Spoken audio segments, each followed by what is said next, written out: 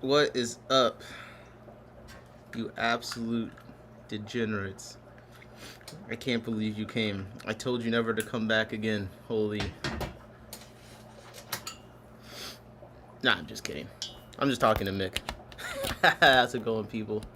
Wait 1 second, let me get me on the screen. Let me get on the screen. Back again. I told you I'd be back ASAP. It's not that bad. Even JP can't complain. Come on. It hasn't been that long. It hasn't at all. JP, hard. Yeah, come on, man. Hardest working.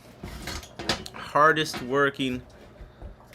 I'm gonna start with the Osmoregulation because I put it in the title like 5 times, and I've had to edit it after the fact because I start yapping about something else, and then I yap about it too long, and I run out the time. I got dipped, so I'm gonna start with it. But let me get my mic turned on. And I got tea today. Well, like literally, I'm drinking green tea. Shout out to the tea peeps. What's up, Cam Jam? Says Degenerates Unite. Holy. Let's get it. Let's go. Come on. Come on. Degenerates Unite. Also, nobody else is streaming. Wait, what are you talking about? Okay, that's just offensive. What's up, Big Steve?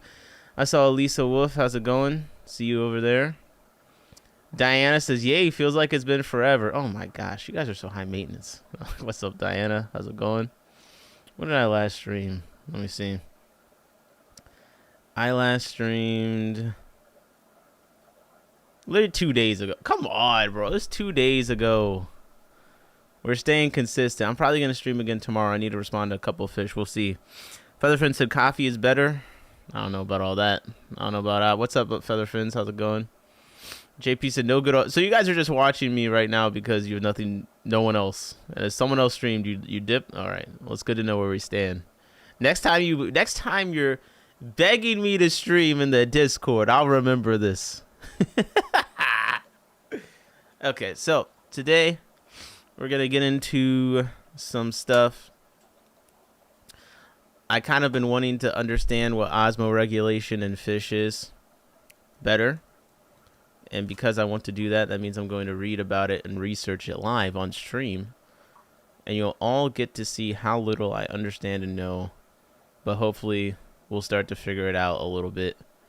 And then we'll all be smaller. We'll all be smarter. That is my goal. We'll all be smarter. And it's going to be just so great. And then we'll understand osmoregulation in fish more.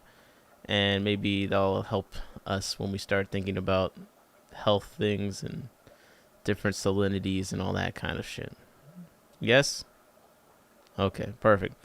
Then Lisa said, pretty sure there are others streaming. Come on, man. Cam said you're pretty consistent, Nick. Can't hate on you. Thank you. Thank you. Okay, so we're going to go over that. And just in case you're like, what is osmoregulation? And even though that's like the purpose of the stream, so why would I know at the beginning of it? We haven't even done the research yet. It's a process. I'm going to read this little sentence defining it. Osmoregulation. The process of regulating the salts or ions, atoms, or molecules with positive or negative charges that exist in the body to ensure the essential chemical processes can occur. That's one definition. All right. If that intrigues you, then stick around. I got some papers. We'll get to the bottom of it. All right. Lisa said, I'm catching guppies up in the pond. Speak now, forever hold your peace. Guppies and humans. Wait. Speak now about, like, if we want guppies from you? Featherfin says P is the key to all of this. Oh. I'm sure you got someone's attention with that. What's up, Zebra Aquatics? Said hashtag hardest working fish streamer. Come on. Ask about me. Let's go. And we won't fully get into it because I want to, like I said, I want to start with the osmoregulation before I get too distracted. But shout out to us. Shout out to the chat. Shout out to the stream. You know, we got our first mention in a while from a big channel that was positive. That might be our first ever. Shout out to my guy, Glass Box Diaries. I don't know if you guys are familiar with Glass Box Diaries. He's a really nice guy. I saw his channel for the first time. I think he went on Mexicali stream, as per usual. You know, the tastemaker, all divine, Swim Deanna Jones. And I've talked to him a few times in like some lives and stuff. I haven't really talked to him one-on-one. I really need to hit him up. But Glass Box Diaries did a video, and that video was titled "Some of the Worst Aquarium Advice almost punched Comes from Big Channels!" Exclamation mark. And of course, a video talking about the worst advice from aquarium channels. That is the video where our stream gets mentioned, specifically the live streams. Okay, so I owe it to you guys, because I just assume you're spreading the word, and it made it all the way across the pond to Glass Box Diaries. You know that the stream. Maybe we got terrible advice. We're gonna watch it and see what he said and what's up with that. After this first bit we get into. What's up, Jeffro? How's it going? LOL, I thought this was gonna be wholesome. What? This is gonna be wholesome first. Ink G said, I like his content. Good video, saw it today. Yep. It was a JP Jeffrey says it was a kind of positive mention of you tattletaling. No, we're gonna leave the suspense. That's my clickbait. Worst aquarium advice channels, and we're mentioned in the video. Come on. So we'll have to get to that later, because we're gonna start the research stuff. But I'm also just kind of I'm catching up in the chat right now. Shout out to the replay crew. Give me 1 second. I think I said what's up, Ink G. JP posted some footage of the native rainbow tank. If you're interested in that from the last stream, he posted some of that in the Discord. So check out the Discord. I posted some photos in the Discord I thought were kind of cool today, including the thumbnails. So I found the macro lens. I've been scraping the bottom of the barrel for new thumbnails, because I haven't been taking photos. So I've just been like going through old photos. But I finally took a couple new photos. I took this one of this panda guppy here that I just recently got. What else? I'm still warming up. I didn't take the best photos yet. So here's one of my juvenile Epistogramma Nisani I thought was kind of cool. I think they're almost starting to be sexable, honestly. I think this is a male, based on how he was acting. So I'm starting to get back into it. I'd like to take some good photos. Here's one of my pink crayfish that's growing up. Yeah, they're getting big, man. They're getting massive. Eating me out of house and home. I'm not gonna lie. This is the male Epistogramma Panduro up close. I really love the blue and the dorsal. So yeah, you'll see some of these coming up as thumbnails. Here's some of the baby Nanochromis Pirelius. Dude, there's so many of them. I mean, it's kind of insane. But they're all over the place, having a good time. Tiny little guys. And of course, I have the photo that is the new. Here's a Fundulopanchax Gardneri, one of the P82s. I was trying to get a good picture of them from the side. I could only get these face shots today. The light just wasn't good on the tank I was trying to take photos of. This is a male Panduro again. But yeah, taking photos. Let's get into this. Let's get into this reading. But first, I'm gonna double check the chat. What's up? Big Steve said, I'm saying that's definitely a male Nisani. Yep. Cam Jan said he had all good things to say about Nick, the others not so much. Jefferson said, I only take advice from haters because I know they don't even want to like the shit they suggested to you. What's up, couple of fish? Jefferson said, the best advice I ever got was to buy Swiss tropical filters. Oh shit, who told you that? What's up, Pond Puppies? Ain't you alright? No spoilers? Yeah, man, we getting trashed. Glass Box Diaries trashed us. That's what it was. We're gonna find out. All right. I'm happy to see everyone. I do feel like it's been a little bit of a minute, even though it's only been 2 days.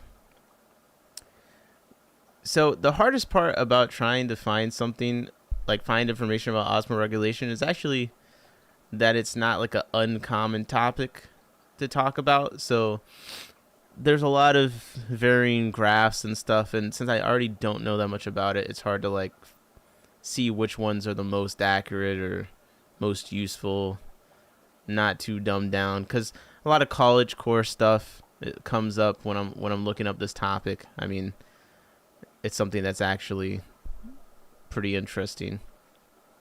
So first, let's start with something a little bit less incomprehensible, and I'll start with this nature.com article. We'll scroll through this a little bit. I'll put the link to it in the chat.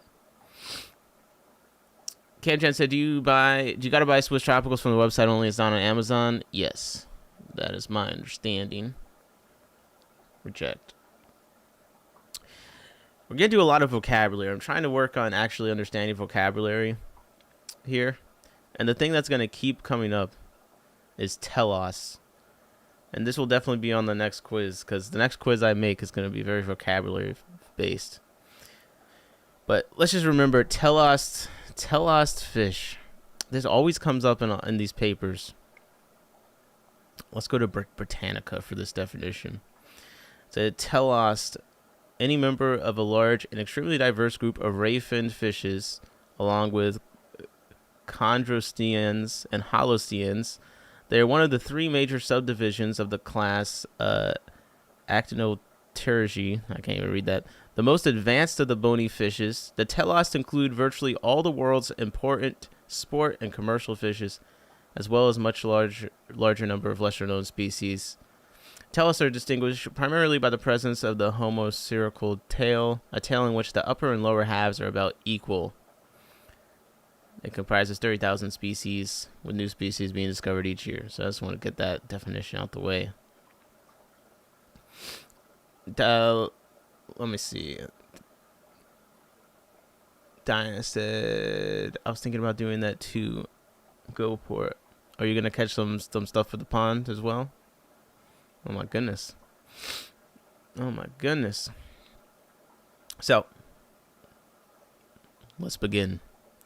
Freshwater telos inhabit hypotonic environments in which water influx and iron loss occur continuously. So I already had to look up a word. Hypotonic. Hypotonic. We'll go to Merriam-Webster. Having a lower osmotic pressure than a surrounding medium or fluid under comparison. Okay, let's go to another definition just to see. In chemical biology, tonicity is the measure of the effective osmotic pressure gradient, the water potential of two solutions separated by a partially permeable cell membrane. There are three classes of tonicity that one solution can have relative to another: hypertonic, hypotonic, and isotonic. So a hypotonic solution example is distilled water. Okay.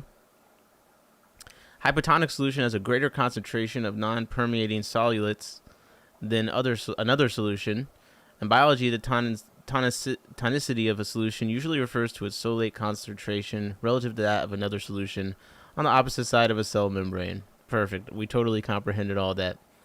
But I'm starting to put this together. So hypotonic is a measure of osmotic pressure. Got it. Okay, we're getting on the track here. Now, this is the best part when the chat starts coming in to explain things in simpler terms. Featherfin says, hypotonic means less salty. Hypertonic means more salty.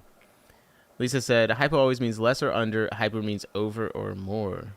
There you go. Let's keep that in mind. Freshwater telos inhabit hypotonic environments, so less salty environments, in which water influx and ion loss occur continuously. Osmoregulation in these fishes relies on coordinated activity of the gills, kidney, and intestine to excrete excess water and reclaim essential ions. In the gills, specialized ionocytes equipped with Na+/K+, all these different things, exchangers and various channels actively absorb Na+ and Ci- against concentration gradients. Featherfin says, also telos contain 99% of all the fish we keep in aquaria. Yep. Concurrently, water permeability is modulated by aquaporins and paracellular pathways controlled by claudin proteins. The kidney complements branchial ion uptake by producing large volumes of dilute urine via high glomerular glomerular. Let me look that up. Let's see. There's a disease called glomerular. I'm trying not to read the AI summary. You know what I mean?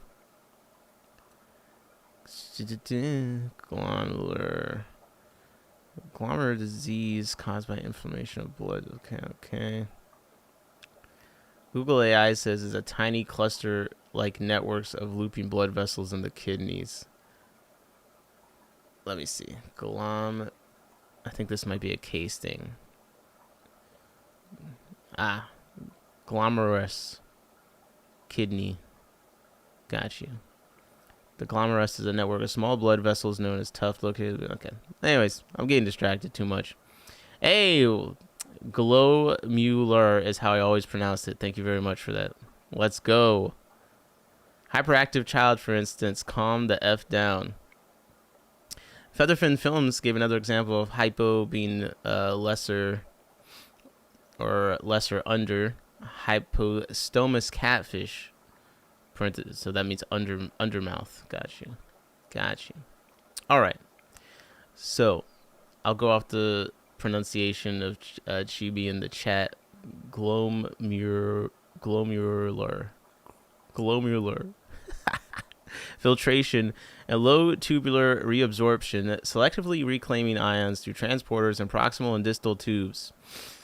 Intestinal segments contribute by absorbing water coupled to ion uptake, especially during developmental stages or anadromous species. So I think that's like a species that have a stage that's salt water.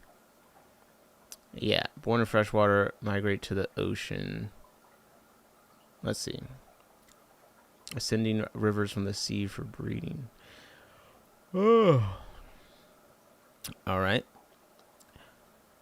And anadromous species preparing for seawater entry. Hormonal regulators, prolactin, cortisol, stanniocalcin, and others fine-tune transporter expression and activity in responses to changes in ambient ion concentrations.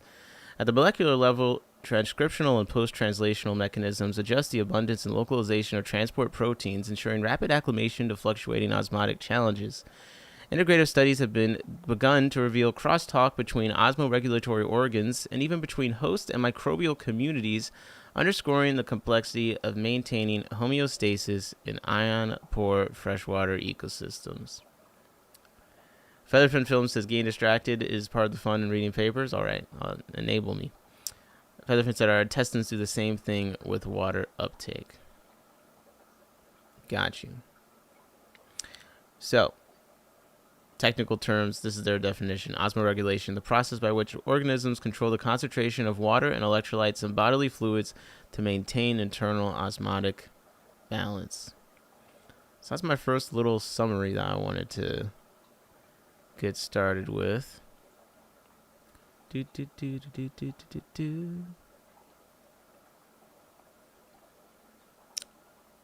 Now we're gonna start with the first paper.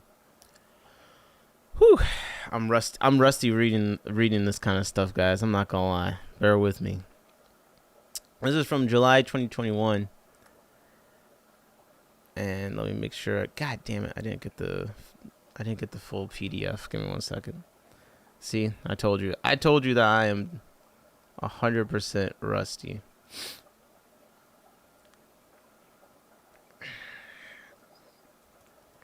Oh, by the way, I forgot to ask you guys at the beginning of it. What have you guys been watching the last 2 days since I last streamed? I usually ask that at the beginning, but I totally forgot. So please, let me know. It's like so funny because when I last streamed I was going to talk about this, I had it all lined up perfectly and prepared, and I thought I still had my document together, but I lost all my links. So I'm doing some live Googling at the moment. Maybe this is just what waking up at 4 a.m. every day is doing to my brain. You know, this is affecting my ability to yap, to read. Yeah. Excuse me. Excuse me. Yeah. Excuse me. Lisa said World Cup. You're watching the World Cup. Palm Puppy says UFC Freedom 250. Featherfin says, let's go Toyota. They finally won one with competition. Okay. Camjet said YouTube was lacking in content recently. I definitely agree. Lisa Wolf said, Tartan Army took Boston. Now we are the new Scotland. I really wish I understood that sentence. I feel like I really wish I understood that sentence a bit better. That sounds important. You're the new Scotland. Okay. There we go. Okay. Okay. This is the one I wanted to read. That's a bit more digestible before I get into the papers and stuff. This is one of those topics where like I'm gonna have to read a couple of things before I even begin. So I got this one, and I got this one. Perfect. Yes. Whew. Don't forget to hit the like and subscribe button. Fish Fam link bot in the chat. Holy. Featherfin says I was a day one Toyota fan when they joined the WEC. All right. Strap in. I'm going to dedicate to reading this. This is going to take a good amount of time, a good amount of concentration. I'm putting the link to this in the chat. This is for real. Once I start, there's no backing up.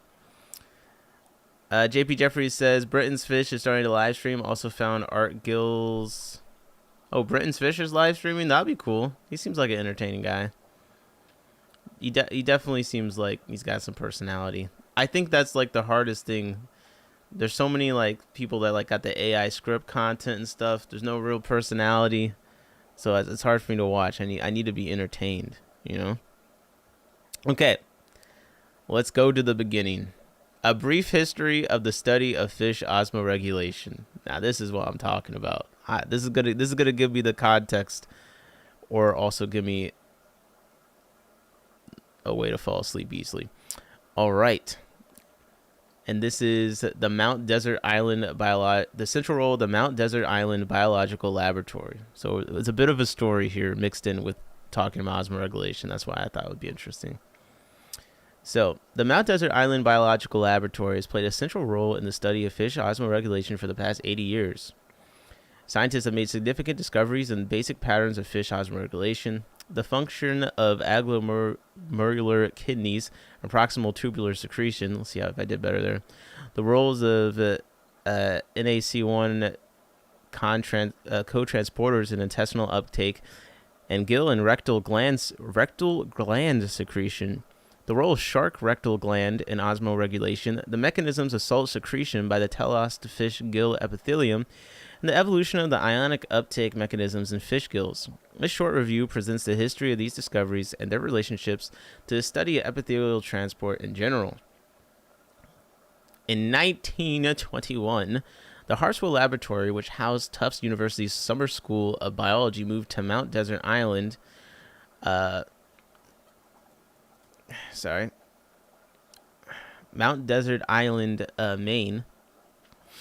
I believe. I lost my place of where I was. From South Harpswell, Maine, where it had been functioning as a teaching and research laboratory since 1898. The property in Salisbury Cove had been purchased by the Wild Gardens of Acadia, a group of philanthropists led by George Dorr, who was instrumental in establishing much of the Mount Desert Island as the Acadia National Park. The relocated laboratory, called the Mount Desert Island Biological Laboratory, after 1923, consisted of a single two-story teaching laboratory that was modeled after the main building at Harpswell.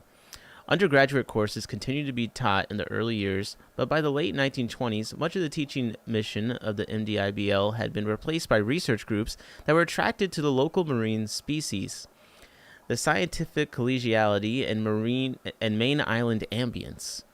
Thus began over 80 years of research on various aspects of comparative physiology that has brought together collaborative researchers from various biomedical and biological departments throughout the U.S. and overseas. The intent of this review is to describe the history of 6 areas of research that have been important in the study of fish osmoregulation and epithelial transport in general.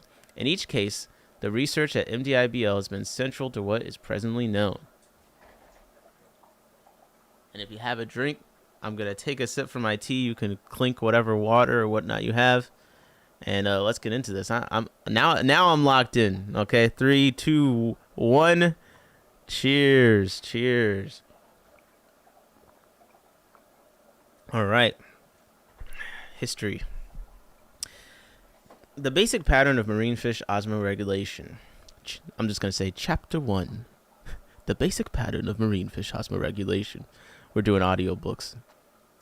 By the late 1920s, it was known that marine telos fishes were hypotonic to their surrounding seawater and could not produce urine more concentrated than the plasma. There was some suggestion that marine telos might ingest the medium because fluid was often found in the intestine, so they might ingest water. But the suite of homeostatic mechanisms that telos employ in osmoregulation was unknown. Homer Smith studied the American eel, Anguilla rostrata, in his NYU lab, and the sculpin, Myocephalus, and goosefish, Lophius sp, at the MDIBL. Using the volume marker phenol red, he demonstrated that both the sculpin and the eel ingested seawater. And since the phenol red was concentrated in the gut, it was clear that the intestinal epithelium absorbed much of the ingested water. Since ligation of the pylorus abolished the appearance of the phenol red in the intestine, so phenol red, I'm guessing, is some kind of dye. Let's just look that up real quick. Phenol red, also known as phenolsulfonylene. Holy cow, bro! Phenol red is a lot easier to say. Why can't the full names just be like an extra 4 letters? They added an entire sentence at the end of this thing. Anyways, as a pH indicator frequently used in cell biology laboratories, phenol red exists as a red crystal that is stable in the air. Its solubility is 0.77 grams per liter. Holy. What's up, Ross? How's it going? Ross Baltimore in the chat.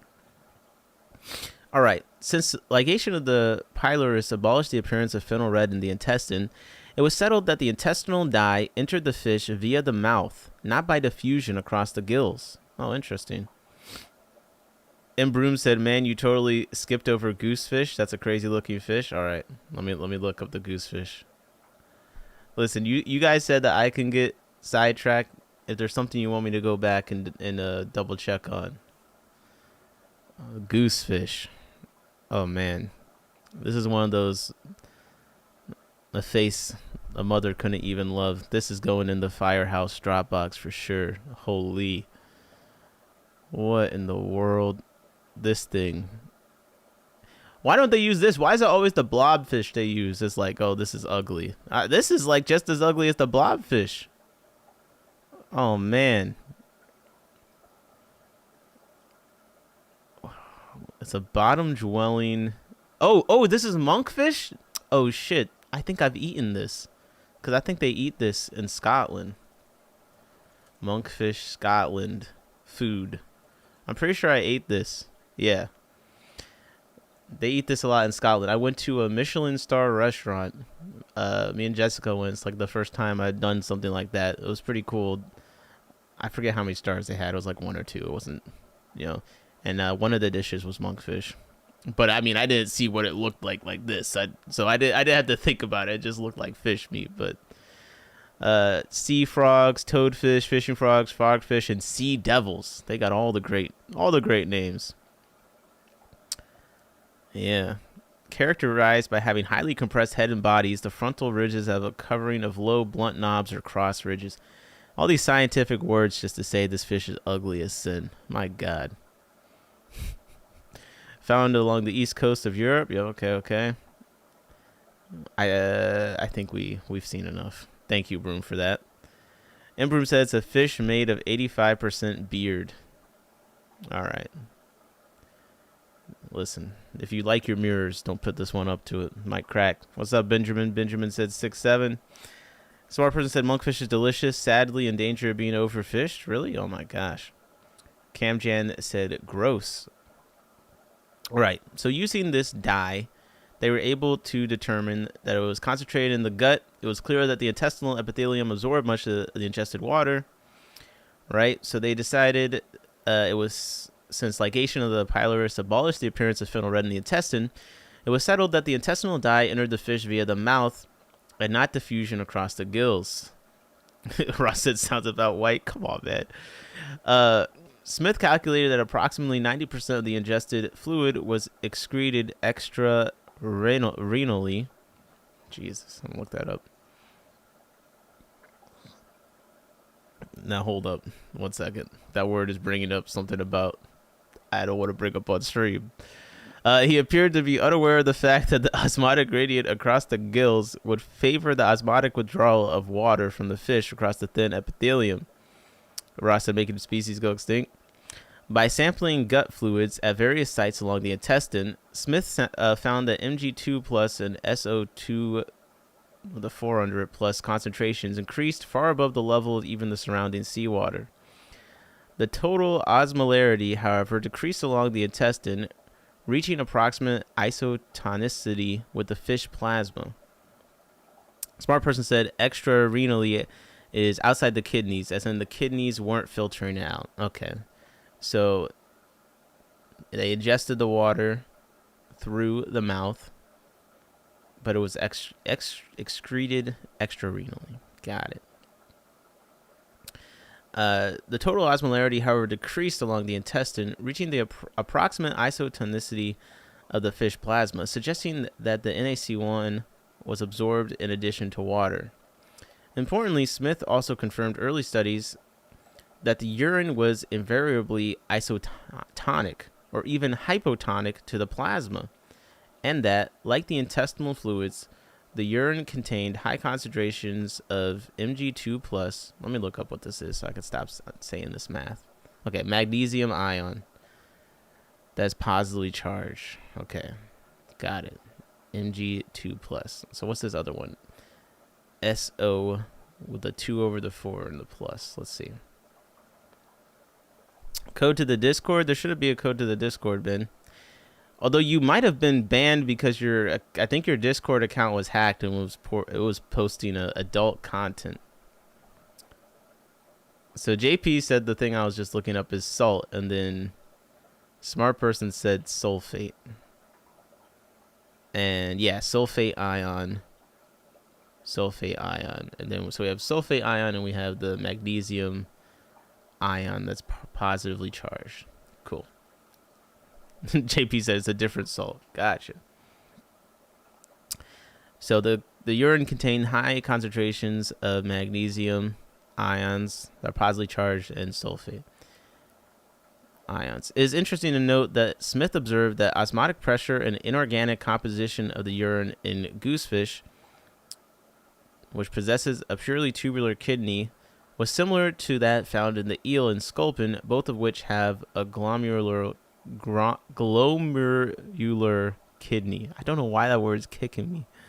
He concluded that the osmotic pressure and inorganic composition of the normal urine is not significantly dependent on the presence or absence of the glomeruli. Since the salt concentration was relatively low in both intestinal fluids and urine, Smith concluded that extrarenal secretory mechanisms must exist. So they're consuming the salt water. The salt concentration, however, is low in the intestinal fluids and urine. So where's all the salt going? Got it. And suggested that the gills are the most likely site of extrarenal salt secretion. Thus, in a single publication, Smith proposed the basic outline of marine telos fish osmoregulation: ingestion of seawater, retrieval of salt, some magnesium and some sulfate, and water from the intestine, followed by the excretion of divalents via the urine, and divalence via the urine and monovalence across the gills. Those words I recognize for some reason. During the same period, Smith also worked out some of the osmoregulatory strategies of marine elasmobranches. Using elasmobranch species available near the research center, as well as some from the New York Aquarium, Smith confirmed that marine elasmobranch plasma was actually slightly hypertonic to seawater, and that the urine was usually hypotonic to plasma. Thus, the elasmobranches actually gain some water osmotically.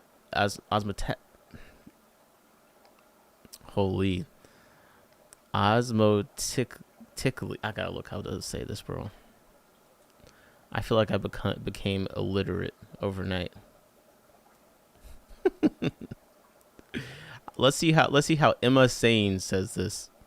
Hi. After a message from a YouTube sponsor, apparently. Man, you gotta. There's an ad on everything. Let's see. Give it to me, Emma. Osmotically. Osmotically. Say it one more time. Come on.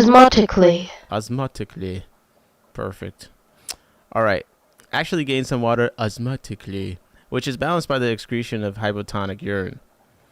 Smith also confirmed that the hypertonicity of the plasma was primarily the result of substantial concentrations of urea, which were maintained by urea reabsorption in the kidney.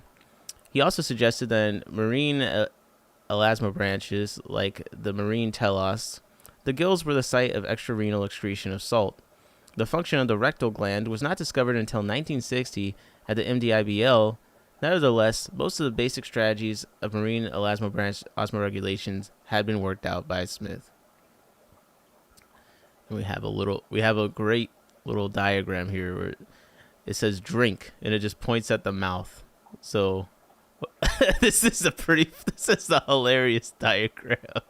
It just says drink, points at the mouth. So salt water goes in, salt goes out the gills.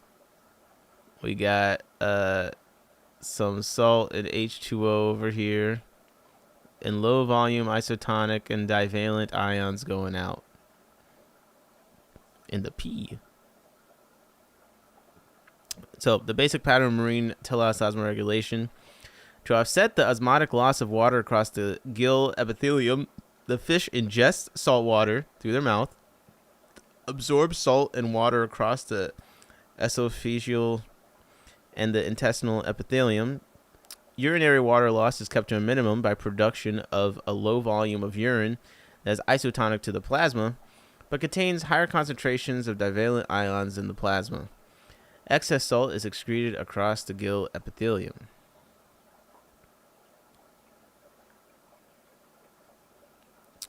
E.K. Marshall came from Johns Hopkins to MDIBL in the summer of 1926 because he was interested in proving his theories about renal tubular secretion by using the aglomerular goosefish, Lophius piscatorius.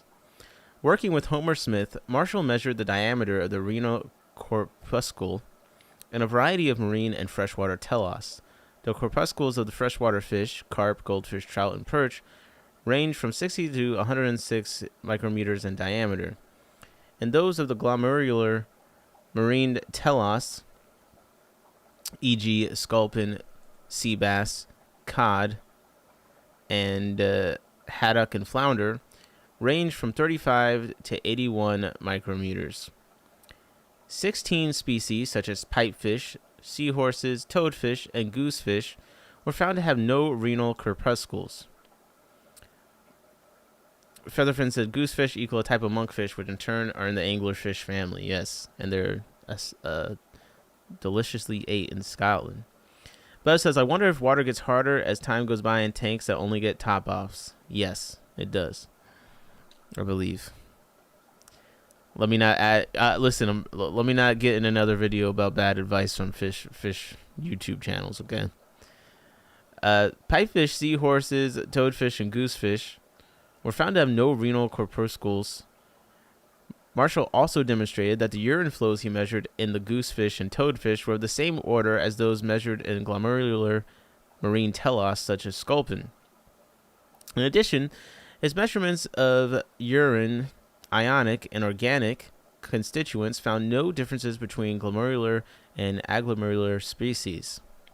Marshall concluded that the present study proves unquestionably that the renal tubule can be excretory as well as reabsorptive in its function, that it can pass substances from the blood and lymph across the tubule into its lumen. James Shannon, who worked in the Smith lab at NYU and MDIBL, and who later became the first director of the NIH, invited Roy Forster to come to MDIBL in the summer of 1937. Nearly 40 years later, at his retirement dinner, Forster talked about his amazement on the first day in Shannon's lab when E.K. Marshall and Homer Smith both appeared. Forster initially used clearance techniques to study glomerular function, secretion, and reabsorption in the amphibian kidney, and also studied renal hemodynamics in rabbits. After World War II, I almost said WW2, like WWE, Forster became interested in studying tubular secretion more directly by examining thin slices of kidney tissues or isolated renal tubules using a technique that had been described earlier for the chicken kidney. His initial experiments demonstrated that functional tubules could be isolated from a variety of fish species, flounder, killifish, and sculpin. But flounder tubules were the basis for much of this study.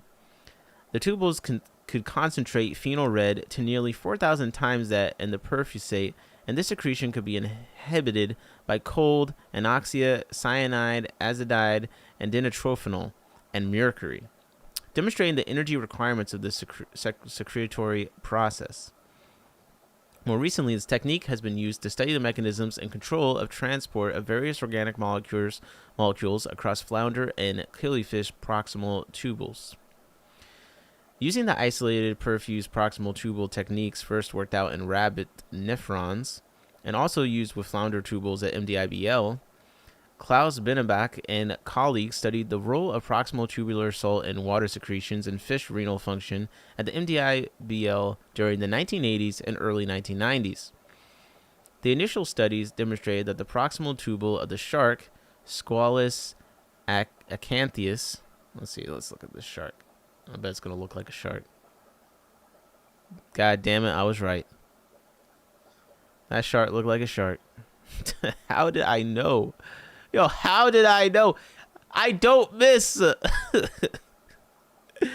Featherfin Film said dogfish shark.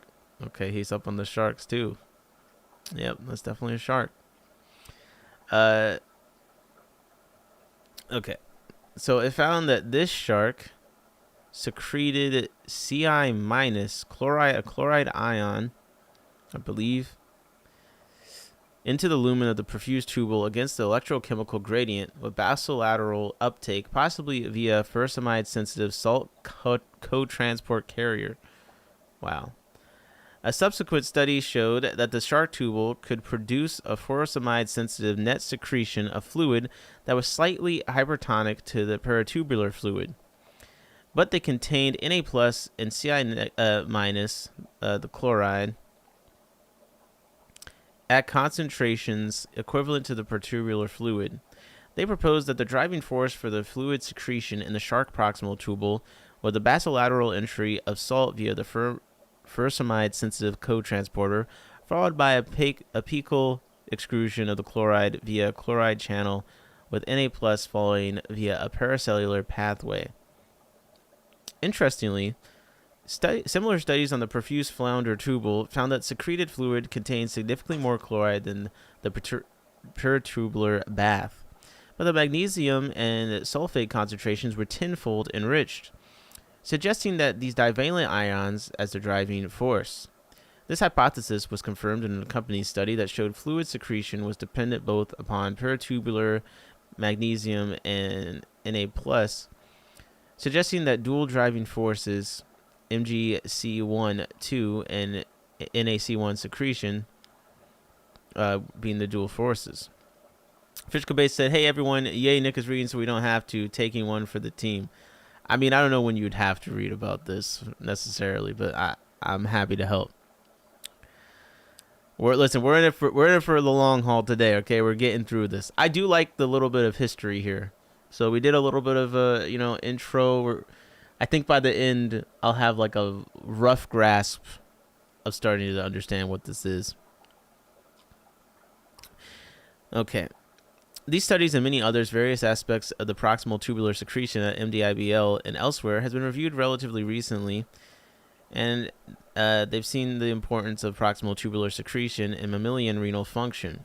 Both conclude, Gratham and Wallace both conclude that in addition to the secretion of unwanted toxins, proximal secretions of ions and water plays a significant role in total renal ion and water balance throughout the vertebrates, including mammals. In fact, Bainabach calculated that proximal tubular fluid secretion may approach 300% of the glomerular filtration rate in marine fishes and 5% in humans, which may be critically important during acute renal failure.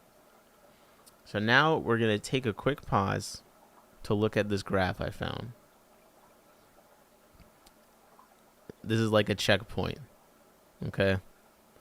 Let's see if this makes any sense. JP Jeffrey says so much secretion is happening. Fish Cafe said, I won't pass out. I won't pass out. I won't pass out. Hey, everyone needs something to fall asleep to. What can I say?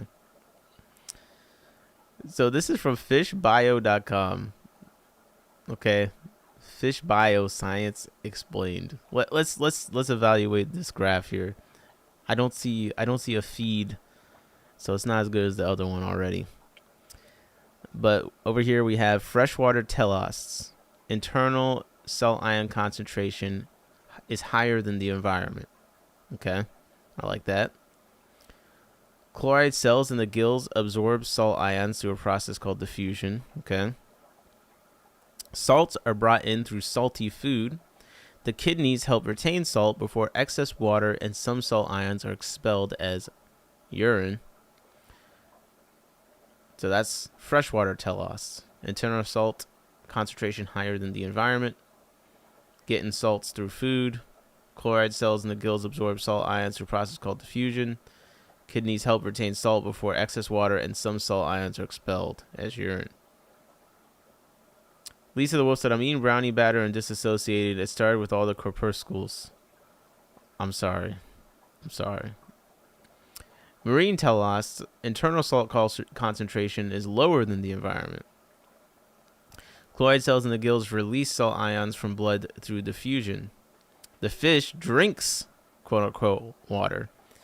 Salt in the blood is absorbed into the kidneys and expelled as urine, and the bladder helps retain as much water as possible. So they're drinking the water, trying to get the salt out of there.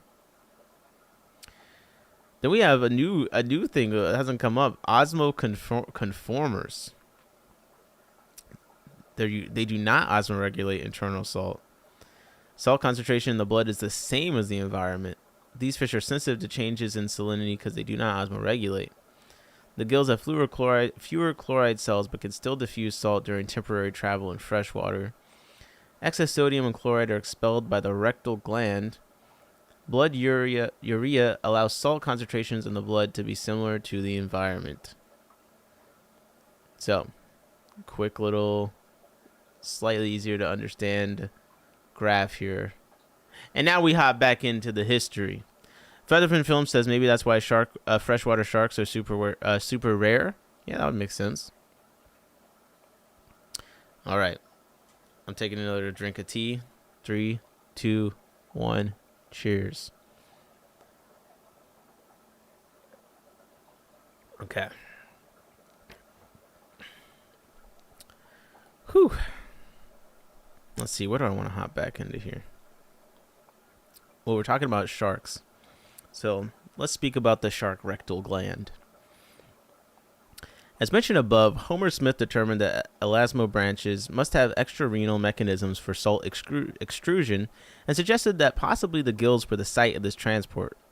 Wendell Burgers. Are we for real? Wendell Burgers? What kind of name is that? He should never have got into science. He should have just opened a burger spot. It was sitting right there. You were born into it. Wendell Burgers. Oh my gosh. Some people just don't have sense. Okay, Wendell Burgers worked at the MDIBL in the early 1960s, provided the first suggestion that the rectal gland was, in fact, the site of extrarenal salt secretion. His initial study demonstrated that rectal gland fluid was approximately isotonic to the plasma, but contained nearly twice as much salt and even more than seawater, and virtually no urea. Lisa Wolf said, let's speak about the shark rectal gland. Goes on your bumper sticker. Holy. Since extremely high concentrations of Na+, K+, and minus ATPase have been found in the rectal gland of Squalus acanthius, the shark we looked up earlier, I believe. Excuse me. Lowell Hodkin, responding to an invitation from Frank Epstein, holy, came to the MDIBL in the summers of 1971 to 72 to harvest as many shark. Okay, stop. I'm being trolled. So Frank Epstein came to MDIBL to harvest as many shark rectal glands as possible. Come on, dog. How am I supposed to read this? Oh my gosh. Bruce says, how can we tell how those diagrams work if we don't get to start the flow with drink? I know, it's just not the same. I mean, they say drink water, but the energy is different. Smart person says, the minus ATPase is aptase, as in the enzyme that breaks down ATP. I assume it converted to ADP and release energy for cellular respiration. Thank you for that. At ATPase. I see. ATPase. Aptase. All right. So Frank Epstein came to MDIBL in the summers of 1971 to 1972 to harvest as many shark rectal glands as possible.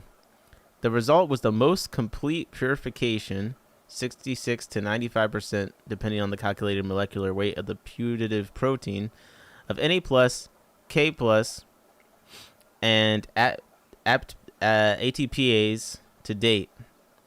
Featherfin says, for future reference, anything ending in A's is an enzyme. Got you. Yeah, any of the stuff I ever known, I've definitely forgotten, but my knowledge in this field has always been quite weak, I'm going to be honest, so thank you.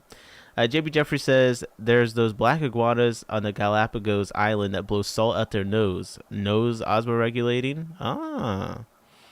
Lisa Wolf said, ADHD meds have worn off, hypomedicated, and brownie batters at max capacity, hyper chocolified. I will try to lock back in, though. I appreciate you. Smart person says, you remember that mitochondria is the power of the cell? Yeah, I remember that phrase, but it's honestly more of a meme to me at this point. It's lost all scientific meaning. Okay, within 2 years, Hauken and Shirley had produced vesicles from the shark rectal gland containing more than 90% pure Na+, K+, and ATPase, which could mediate the 3-2 exchange of K+ for Na+. Featherfin says, but that's because that one became a meme. See? He knows. Study of the actual transport mechanisms that produce the secretion of the rectal gland was initiated when John Hayslet's group came to the NDIBL in the summer of 1973 and perfected the first perfusion of the isolated gland form from Squalus acanthius. They demonstrated that the perfused gland could secrete fluids at rates comparable to the intact gland, and that glandular fluid contained about 50% more Na+ than the perfusion fluid. Measurement of the electrical potential between the secreted fluid and the perfusate showed that both Na+ and Ci- were secreted against the respective electrochemical gradients. But the gradient for the chloride was more than twice for that of Na+. Whew. In a subsequent study, they demonstrated more clearly that the chloride was secreted against a much steeper electrochemical gradient than the sodium, and that the sodium secretion was dependent upon the perfusate of the chloride. Holy. Let's continue. Let me get to the freshwater fish. Chapter 6. I'm just making up. Big Steve said, I'm just here for the rectal glands. Thank you, Big Steve. Thank you.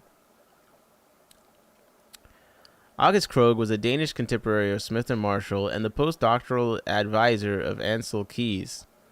His notable contribution to the study of fish osmoregulation was the hypothesis that freshwater fishes extract needed salt from the environment via Na plus slash NH plus with a 4 and C1 minus slash HCO minus with a 3 exchangers. He proposed these ionic exchanges because he demonstrated that non-feeding catfishes, sticklebacks, perch, and trout could reduce the chloride concentration of tank water surrounding the head end of the fish in the divided chamber experiments. Importantly, he found that the chloride uptake was independent of the cation, and the uptake of Na plus was independent of the anion. And in fact, he found similar results with freshwater annelids, mollusks, and crustacea, and proposed that these ionic exchange mechanisms were a general phenomenon in hyperregulating freshwater organisms. Data published in the last 2 decades suggests that the Na plus uptake is actually coupled to H loss, either by a apical Na plus slash H plus exchanger, or via a apical Na plus channel, which moves the Na plus inward down an electrochemical gradient produced by apical proton pump. Chloride uptake is thought to be either via Krog's chloride slash HCO. Okay, let me look up what this is. Yo, my head is hurting. HCO3, the chemical formula for bicarbonate. Hydrogen carbon, bicarbonate. Okay, bicarbonate. I can do that. I can say bicarbonate. My God, bro. This is one of those ones that's making me feel like my IQ is like 30. God damn. Benefit said Ansel Keys set human dietary knowledge back 100 years. Wow. That's kind of extreme. Okay. We've got some figures. Featherfin says most well-known bicarbonate is sodium bicarbonate or baking soda. Regardless of actual mechanisms involved, it's apparent that the uptake of needed salt by freshwater fishes is coupled to equally important extrusion of acid-base equivalents and nitrogen wastes, a proposition that was first described 35 years ago. If this is the case, one might propose that they would be present in marine fishes species driven by needs for acid-base regulation and or nitrogen waste excretion, rather than ion uptake. Our initial studies at the University of Miami demonstrated that Na plus uptake by seawater acclimated sailfin molly was saturable and therefore presumably not simple diffusion, and inhibited by external amiloride, which was thought to inhibit the Na plus and H plus exchange. Sorry, I just made my page jump. We're getting close to the end, though. We're getting close to the end. Wake up. In addition, Na plus uptake by 4 species of marine telos could be inhibited by the addition of NH plus 4 to the medium. In order to extend these data to elasmobranches, we came to MDIBL in the summer of 1978 using the little skate, and we found that H plus efflux, but not ammonia efflux, was dependent upon external Na plus and inhibited by amiloride, suggesting that H plus excretion by the gill epithelium of this marine elasmobranch was via a Na plus and H plus exchanger. All right. Well, I should have done this earlier. We're going to list all this shit real quick. Okay, NH plus 4.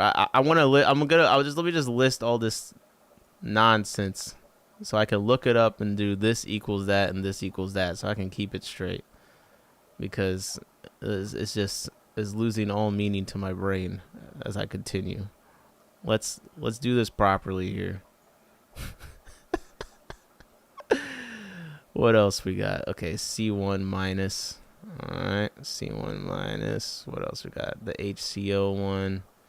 Okay, you got, as I'm adding to this list, if I missed anything, I'm scrolling back up. But if you remember something that was said, we're going to make sure. We got to break this down. Lisa Wolf said, "You're doing great, Nick. I appreciate you. I'm trying my best." Featherfin said, "Low IQ papers probably wouldn't want to read this stuff, especially in front of an audience." Well, listen. The goal is to learn, right? So if we at least learn like 3 things, then it was worth it. My approach to this is if I read enough of it, eventually some things start making sense. I feel like we've made the most progress with that when it comes to diet, Because have you guys seen this spawn aid thing? A couple of people, I saw someone in Rebecca's thing mention it, and someone in our Discord mentioned it. Spawn aid. It's this liquid, and the description is a conception and growth stimulant for live bearers and egg layers. A conception and growth stimulant. Jesus. It's available in from 8 ounce to 5 gallons. And the overview says it's for all fish, formulated with pharmaceutical grade amino acids, contains microabsorbable L-lysine for enhanced fertility, contains L-ornithine for superior growth and vitality, promotes brilliant colors and healthy appearance, exclusive patent pending formula, creates the ultimate breeding environment. What is this, a fucking house party with the jungle juice? Like, come on. Contains amino acids for fertility and color enhancement. Like, creates the ultimate breeding environment. Like, they're trying to get the freak off going for the fish. JP Jeffrey says cucumbers. Beto says, is it common for people to use baking soda to add minerals to our water? I heard this somewhere. I'm not sure about that. Me personally, I'll use like salt water, salt, because it's got a bunch of minerals and shit in it, like a little bit. So I brought this up because it was an example of something I feel like I've began to understand a little bit more from our readings on different papers on here.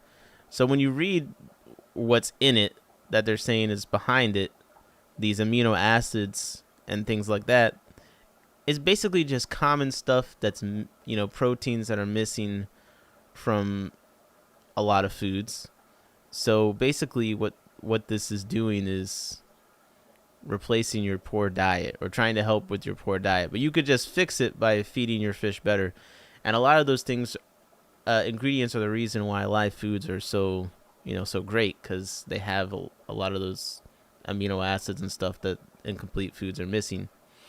It also talks about having vitamin C, B2, and B12. Like a lot of these fish foods all have vitamins and stuff added to them. So yeah, basically.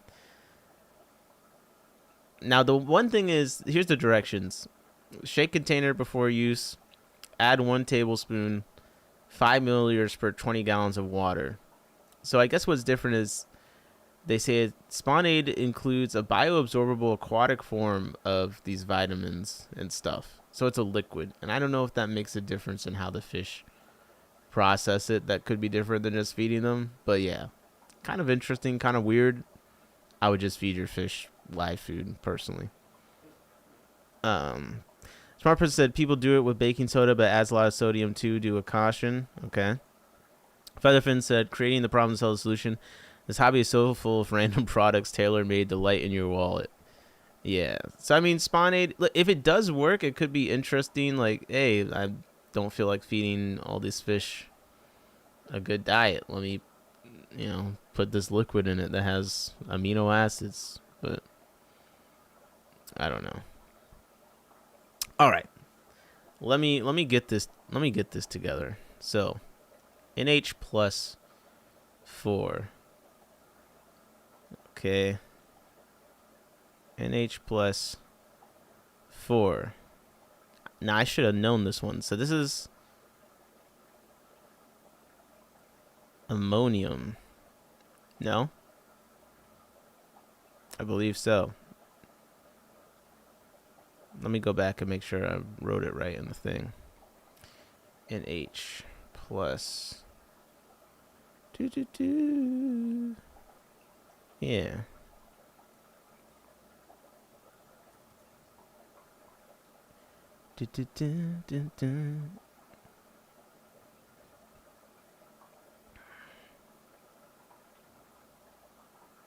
Yeah, ammonium. Okay.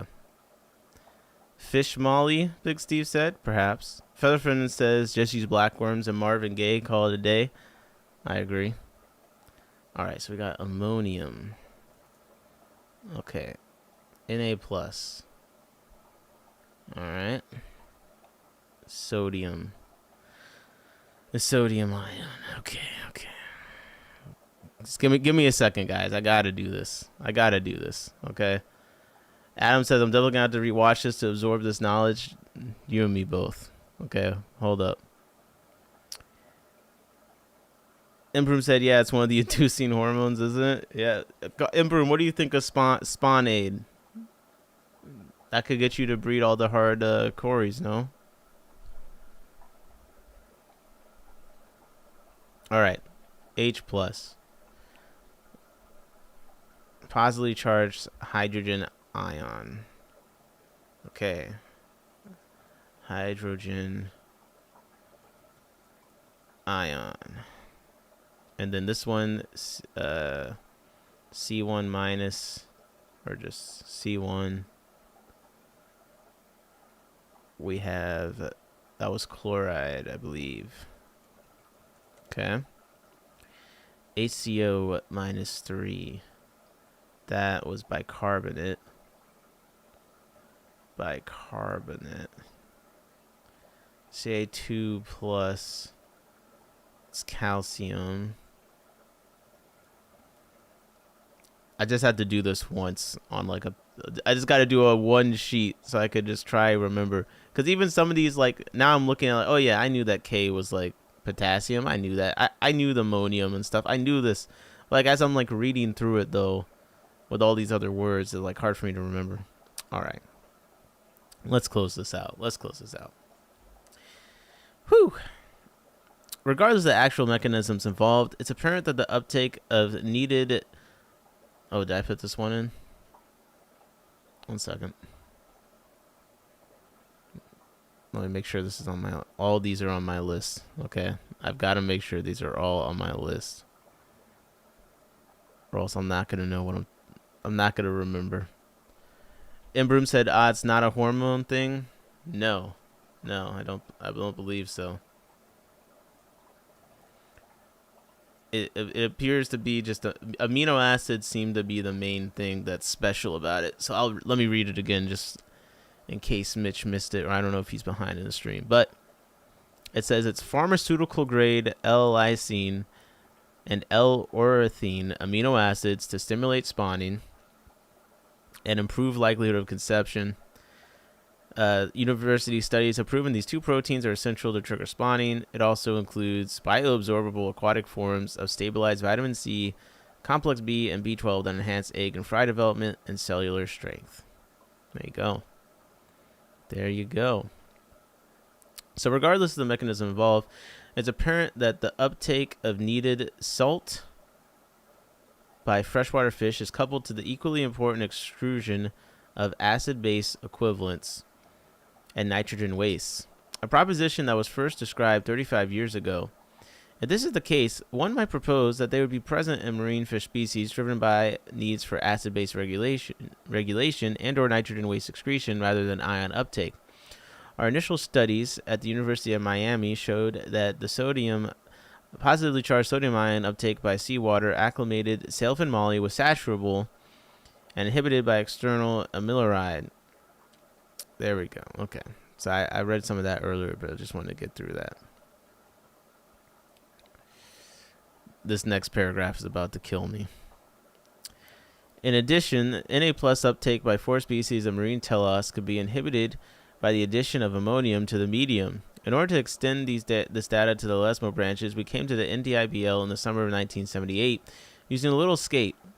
We found that H plus efflux, but not ammonia efflux, was dependent upon external sodium ions and inhibited by amiloride, suggesting that potassium excretion by the gill epithelium of this marine elasmo branch was via a sodium/hydrogen exchanger. Oh, see, now I can read this. I mean, I guess it's important to say the positively charged thing if you want to be specific, but this just makes it so much easier for me to read it.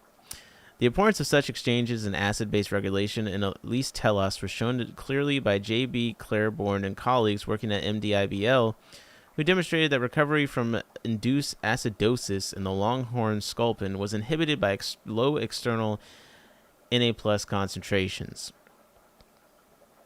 or by external amiloride. Featherfin says they curiously aren't showing the back of the package or the actual ingredient list. Breeding hormones are hard to find. JP Jeffrey says list for the quiz questions. Yeah, that definitely got to put some of those on there. These physiological data were corroborated by subsequent molecular data showing the immunolocalization of Na plus / H plus exchanger isoforms and the V minus H plus. All right, now I have to look that up. V minus H plus. Let me just get that.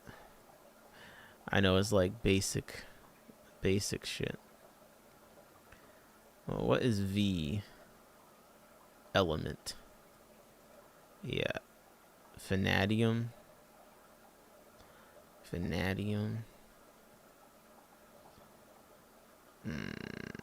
Okay.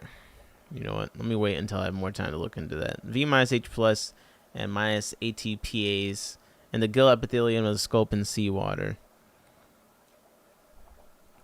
And this localization of NHEs has now been extended to the little skate. Okay.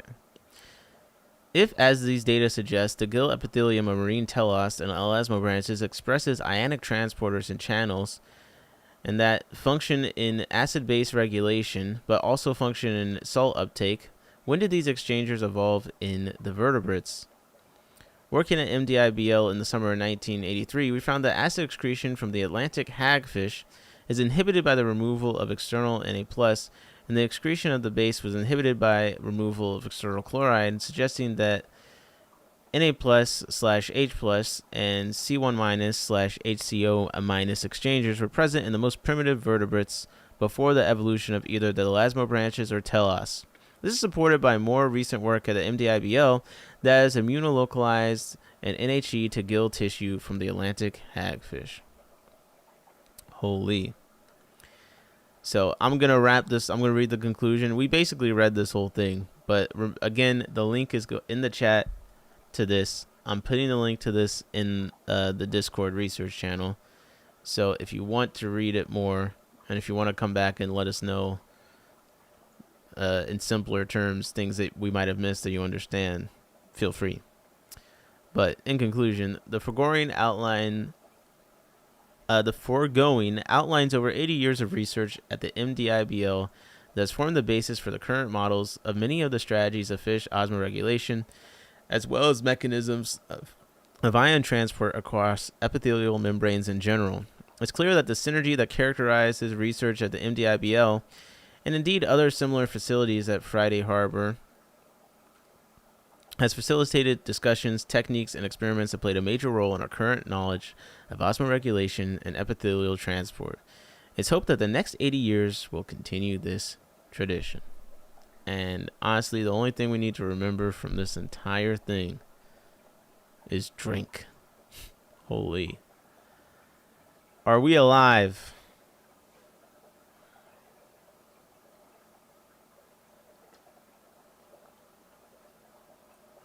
My goodness. I'm not gonna lie, guys. That was rough. That was rough. All right, let's get into some fun shit. There might be. We're gonna go over this topic again sometime. I think next stream that I do solo will be another research reads, because clearly, I'm extremely rusty. But I do think this was a particularly difficult one for just in general, so I'm not gonna totally blame my rust. But yeah. Whew, salty secretion stream. Lisa said you did it. We kind of did it. I do. Let me know what are your takeaways from this reading. If you're in the replay crew and you somehow made it through that, let me know what your takeaways are. My takeaway. Well, one, I'm kind of starting to, since I feel like I have some foundational stuff missing to understand this, like with the different elements, just being able to recall them easily. I think I'm starting to just kind of get brushed up on that, so I can understand how these different things, interact, and then what's being removed from where and all that kind of stuff. One takeaway is just for me is just kind of solidifying, understanding this whole hyper thing. Like, okay, freshwater internal salt concentration higher than environment, marine internal salt lower than environment. Like, that whole thing is kind of one of the main takeaways for me, is just actually understanding what the hell is being regulated, you know? Lisa said, my favorite part is the diagram with drink pointing to the fish mouth. Yes, I think this was the best part, for sure. This is definitely the best part. Any other takeaways you guys have? Besides, I guess smart person, I'm still osmoregulating, so I guess I'm alive. That might count as a takeaway. I don't know. Maybe you didn't realize that. Maybe this is what we all needed to know, that we're truly alive. Lisa will say, when I re-listen tomorrow, Brian online, I'll have more takeaways. Oh gosh, good luck on the re-listen. I apologize in advance. Okay, so call your friends. The reading's over. Let's get into this Glass Box Diaries video. Okay, holy. So, if you're not familiar, Glass Box Diaries YouTube channel. He's really active. I think he does do this full time. Glass Box Diaries. I believe he's a full-time content creator now, and he posts across all the different social medias. And kind of his thing, in my summation, I mean, he talks on a lot of topics, but he's kind of got the planted nano tank. He's done a lot of Wallstead method videos for sure. So a lot of his tanks are kind of, planted, I wouldn't say overcomplicated. I wouldn't say that, he's like trying to do like the aquascaping thing. I mean, he has nice tanks and pretty and stuff, but I'm just saying, like, he's general, like, informational, educational, and I feel like why I described it as not being like aquascape and stuff is it's not like he's trying to do high-tech CO2 or something. It's very approachable and achievable stuff, in my opinion, at a very nice, high-quality level. All right, so just a little thing on him. A couple of videos he's made. I'll just read some titles so you can get a good idea. So, like, the best Ecuador's plants for planted aquariums. How real PAR data changed my planted tank lighting. The 7 true zero maintenance aquarium plants. The best low tech planted aquarium lights for 2026. Self cleaning aquarium, no filter, no CO2, no liquid fertilizer. So definitely a lot more of a low tech focus. Why aquariums fail. My failed planted tank. This 6-month-old tank shouldn't be struggling. Showing some downsides. Yeah. Best plants for 10 gallon. How I set up my planted community tank. Amazon sword care guide. Aquarium heater downsides. Household items every aquarium owner should be using. Just stuff that's pretty generally applicable to most people. But definitely a couple of no CO2, no fertilizer, no filter things. Definitely, like, look, cap dirt tanks made easy. Honest book review. I like he does book reviews. He reviews people's methods some. I think there was one video, 0 water changes and no feeding for a year. This paper says yes.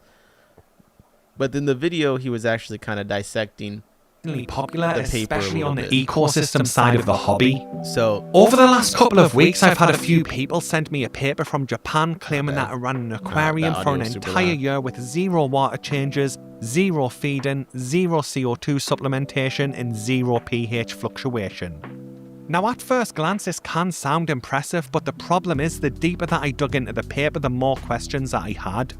So this is a good video. I'll put the link to it in the chat, but just kind of generally catch you up to speed on who this guy is. Featherfin says maybe that diagram should be the thumbnail. You're right. Smart person said goat box diaries. JB Jeffrey says dialogue from his tone sounds a little AI, but his info and content is very concise. No, I don't think he's AI. Lisa Wolf says he probably writes out the text and content and heavily edits. He does have a blog, glassboxdiaries.com. Now I'll have to ask him. Well, I need to. If you do see this, yo, Mr. Glassbox, we do need to do a stream together sometime. I need to interview you, but I definitely want to ask. But regardless of if any of the writing is AI, which I don't personally believe that it is, you can see in this blog post he's got a bunch of photos. It's like a step-by-step guide. It's not like just some it's not super low effort like this care guide. He's got some photos of his actual tank he's keeping the cardinals in, so he actually has the fish and stuff. We'll see. Does he do it? It'll be funny. He just did a ooh, look at that betta tank he has. That's nice. That looks nice. Couple fish said no. What are you saying? No. Couple fish said love my cards, your cardinals. A smart person said basically every YouTube video Sean does is a blog post. Yeah. And you know, the video we're about to look into is him saying, kind of critiquing people for making videos about things they don't keep. So I'm looking through expecting that he keeps everything that he has a care guide on, which it looks like he has a photo of it. So yeah, shout out to Glassbox. Now, the video at hand, a couple fish that just got here, I don't know what's up. You missed an absolutely brutal paper read. That was killing me.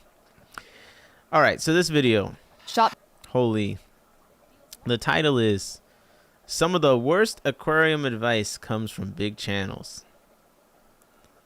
Some of the worst aquarium advice comes from big channels, and our channel got a mention in here, so we're gonna get to that. We're at to see what he says, but he calls out a couple different channels. And what I want us to do is I want to watch through this video with you guys.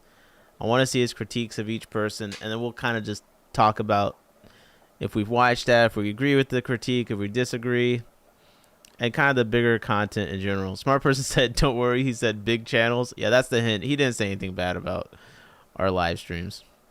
Seen has came from channels with hundreds. Okay. Some of the worst aquarium advice I've ever seen has came from channels with hundreds of thousands of subscribers. I love how he starts the worst advice I've ever seen.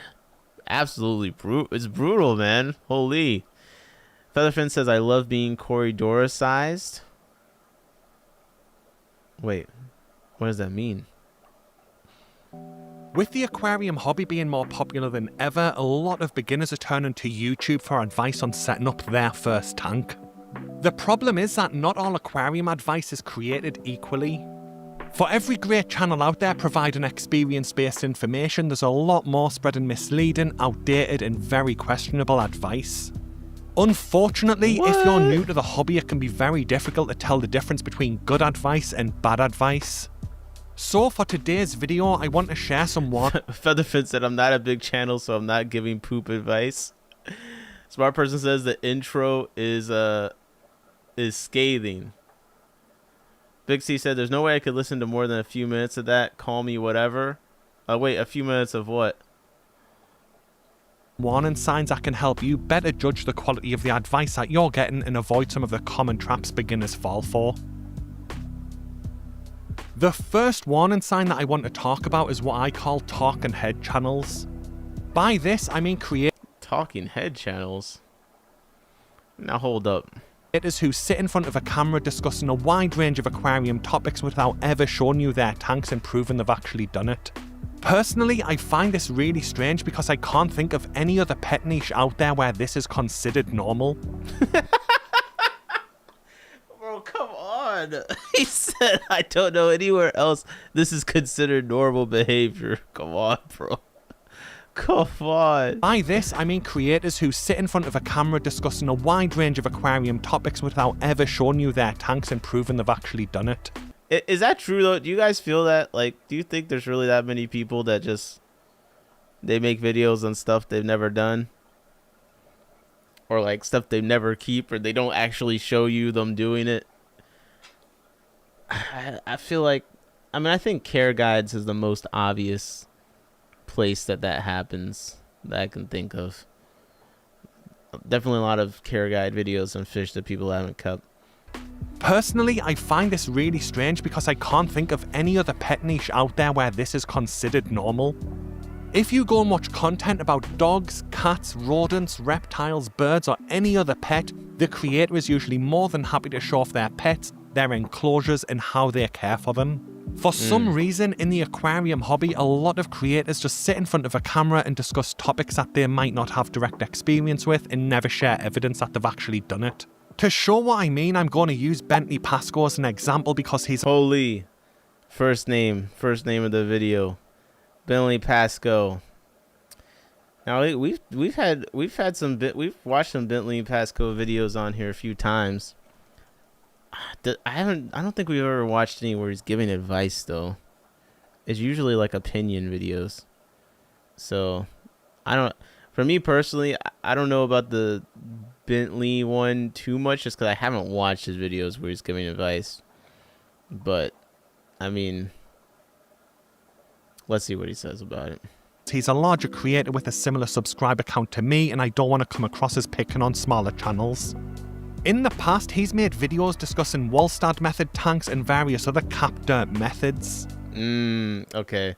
Glassbox does a lot on Wallstad method stuff, so I could see why this might be something that he'd pick up on. He's made videos discussing Wallstad method tanks and various other cap dirt methods. As someone who's spent years keeping this specific type of aquarium, it's obvious within the first couple of minutes that he doesn't have any direct experience with it and realistically doesn't know what he's talking about with this specific topic. Holy. Come on, bro. Not Bentley. Bentley Pasco Wallstad method. How could he not know anything about the Wallstad method? Anyone in the chat feel like they know a lot about that? Smart person says, don't love that he pulled up a video from 4 years ago as an example. That's a good point. It is kind of old. Tanks, a lot of people will choose. Lisa said, oh, we haven't gotten there, but she said, I think the MD critique was fair for MD's content a year ago. Seems like he does keep takes longer now. Is generally working with Maidenhead Aquatics. Don't lots of fish come from hobbyist breeders? Okay. MD's actually keeping tanks for longer than 5 days now? Okay. Lisa said, if someone has kept fish for over 15 years, it's probable they would have past experience because of living logistics. Some people might not have those tanks set up in the moment. That's an interesting point.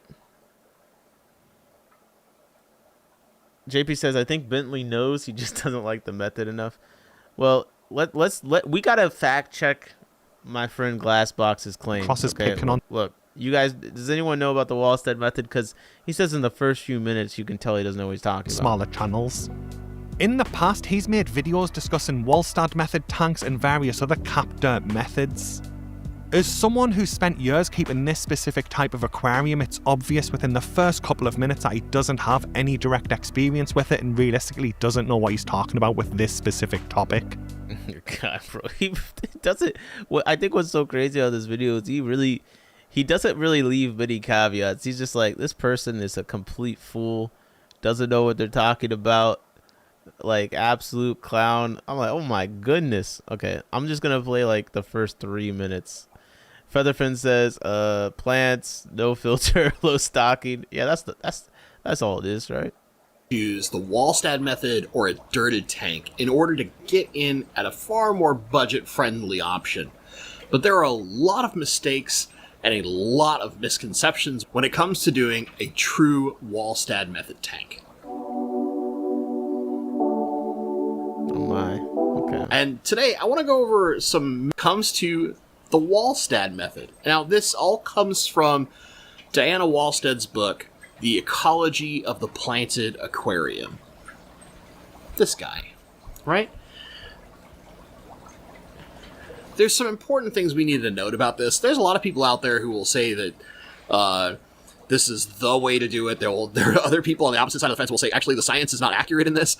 We're not going to discuss any of that kind of stuff. What we're going to do is talk about this from a more basic level for an average hobbyist. Number one. I'll be honest. This is why I could never get into these methods.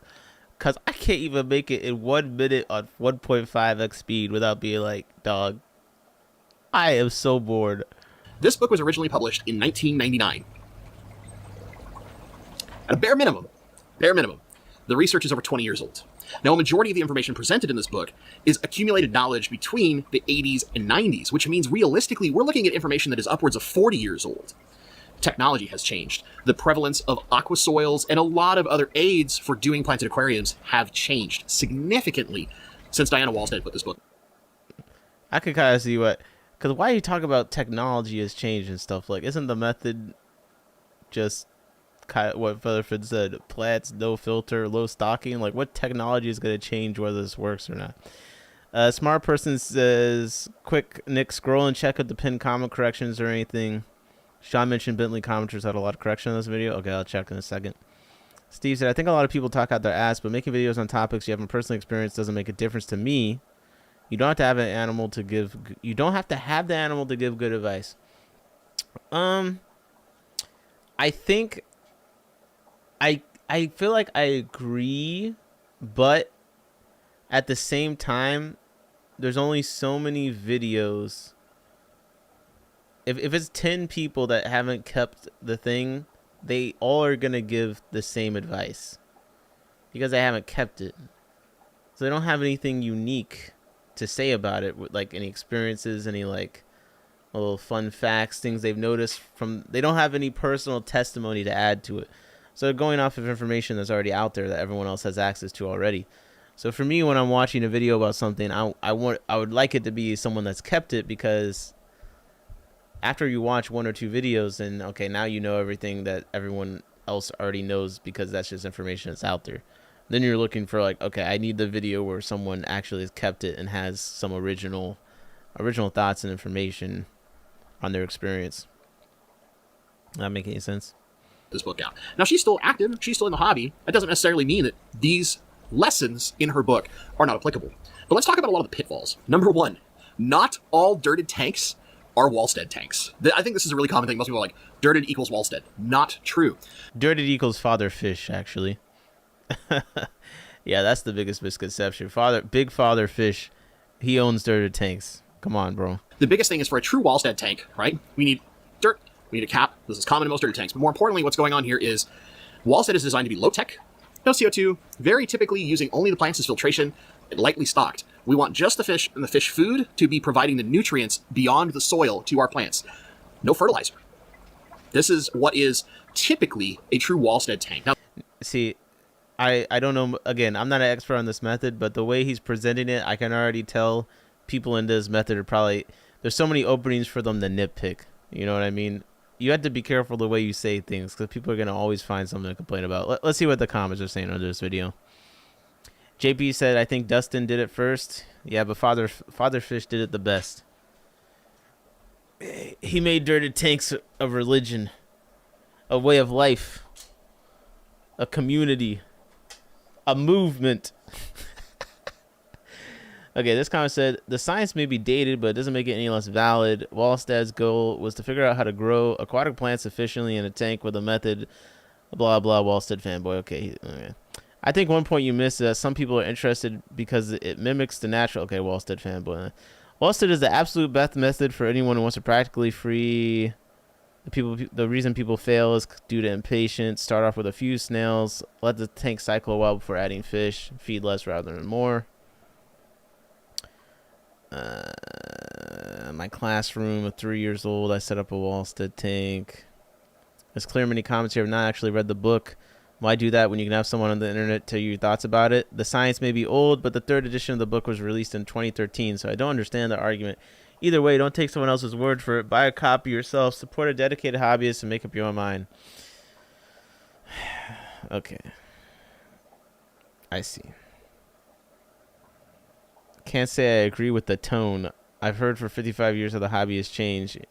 Yeah, I think that was a bad position to I think it was weird to say things have changed in regards to a Walstead method. Like, what technology has changed that's going to change this method? They're not using the technology. Isn't that just the point? Isn't that the point? Is they're not using all the technology, just throwing some dirt in there? Ink G said, would you trust a turtle guy to give you advice on fish? If the turtle guy is JP and the advice is what rainbow fish turtles like to eat the most, Lisa Wolf said, haven't there been updated editions? There has. Now, this video was 4 years ago. I don't know when the last updates were, but this comment did say 2013 was one. I think there's been a more recent one. Now, I'm sure there's some room for argument, but for simplicity's sake, that's what this is designed to do. It's designed to make nature do all the work. Most dirted tanks, we're not following that. We're trying to plant them very, very lushly. We're trying to put too many fish in them compared to what a Wallstead tank wants. Well, anyways, I don't know whether that he doesn't know about the Wallstead method, but I think that it's clear that he don't like it that much, or have the reverence for it that some people wish that he would have based on these comments. So yeah, I see that they're definitely not liking the tone of it. And again, I think Glass Box is a fan of the Wallstead method, so I could see why he would be like, yeah, this guy, he's talking about the Wallstead method. He doesn't really seem to grasp it that well, but also he's also kind of hating. Couple fish at Wallstead is just boring AF. I want colors and purling. Oh my gosh, bro. Lisa was laughing what rainbow fish turtles like to eat. Wallstead also limits you to nano slop. You can only see so many cherries, shrimp, and bettas. I mean, I get it. Wallstead is like intentional limiting. That's why people like it. But yeah, it doesn't appeal that much to me personally. But, you know, I understand why people like it. I less understand why it's such like a... Like, even reading the comments, like, people are so mad at his tone and stuff. It's like, people... They get way too invested in some of these methods and the people behind them. I'm not gonna lie.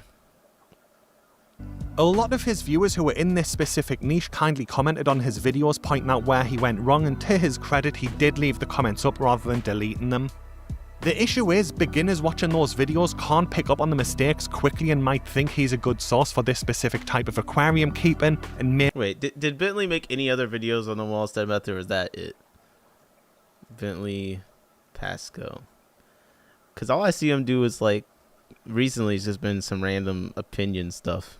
That's usually what we run into. Wallstead. EG, yeah, I remember him feeding his turtles Rainbow's Wild. JP says Bosemani is best for my turtles. Okay.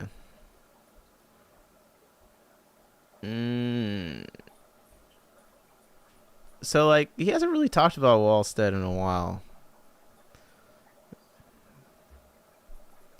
So, I don't know.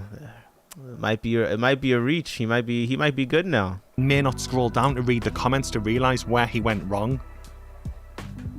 The main point that I'm trying to make in this section of the video is that theory and experience are not the same thing. Anyone can read articles or watch videos to get close to understanding the theory of any aquarium method, but until you've actually kept that specific type of tank yourself for many months or even years, there's a lot of things that you don't understand. So my tip for beginners for this specific section is try to go out and find creators who are doing the exact same thing that you want to do. For example, there's no point coming to me for a breeding guide on angelfish because I've never kept angelfish and it's very rare that I intentionally try and breed my fish. Oh, you know what? I get his critique a bit more now. When it comes to using this video as an example, because he's talking about the theory of it, and he's not really showing you, or even, doesn't seem like he's really saying that he hasn't said, like, I've had this Wallstead tank for 10 years or anything like that. And he's not showing you a Wallstead tank he made. He's just kind of explaining the theory and stuff that can go wrong. He's not a true disciple. I guess I get what he's saying. But I do have a lot of content on... Imbroom said, now I wonder why he is not pointing out where Bentley went wrong. Yeah, I kind of wish that he would get more specific just so I could kind of... But I get what he's saying with the talking head part of it. What's up, Big Cat 420? How's it going? Inkchi says videos are low-key rage bait. Yes, I think Bentley is mostly... He's been doing a lot of rage bait recently, for sure. On low-tech planted tank keeping, covering a wide range... You guys, I like the rage bait opinion stuff. So many people are scared to give their opinion. Like, I gotta respect it.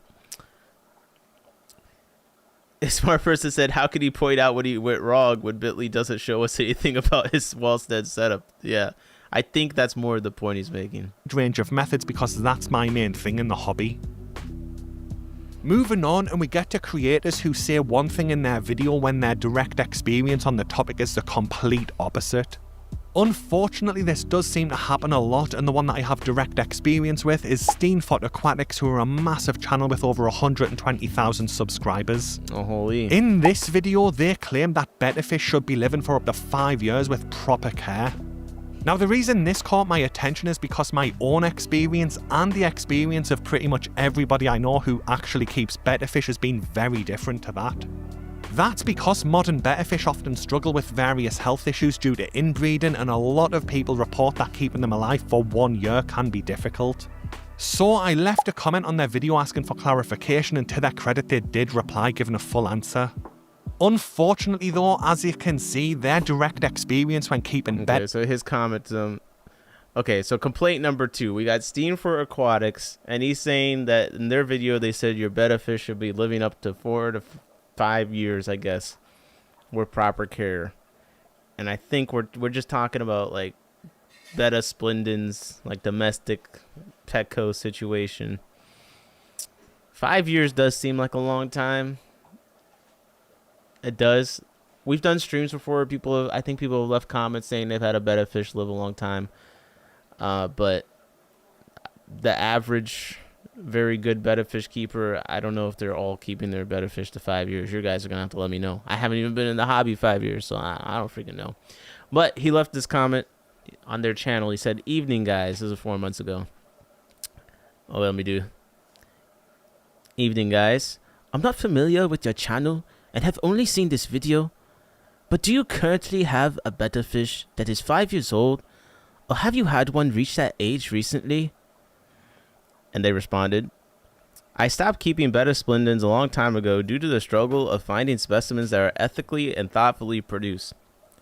Now, this is not a critique that he said.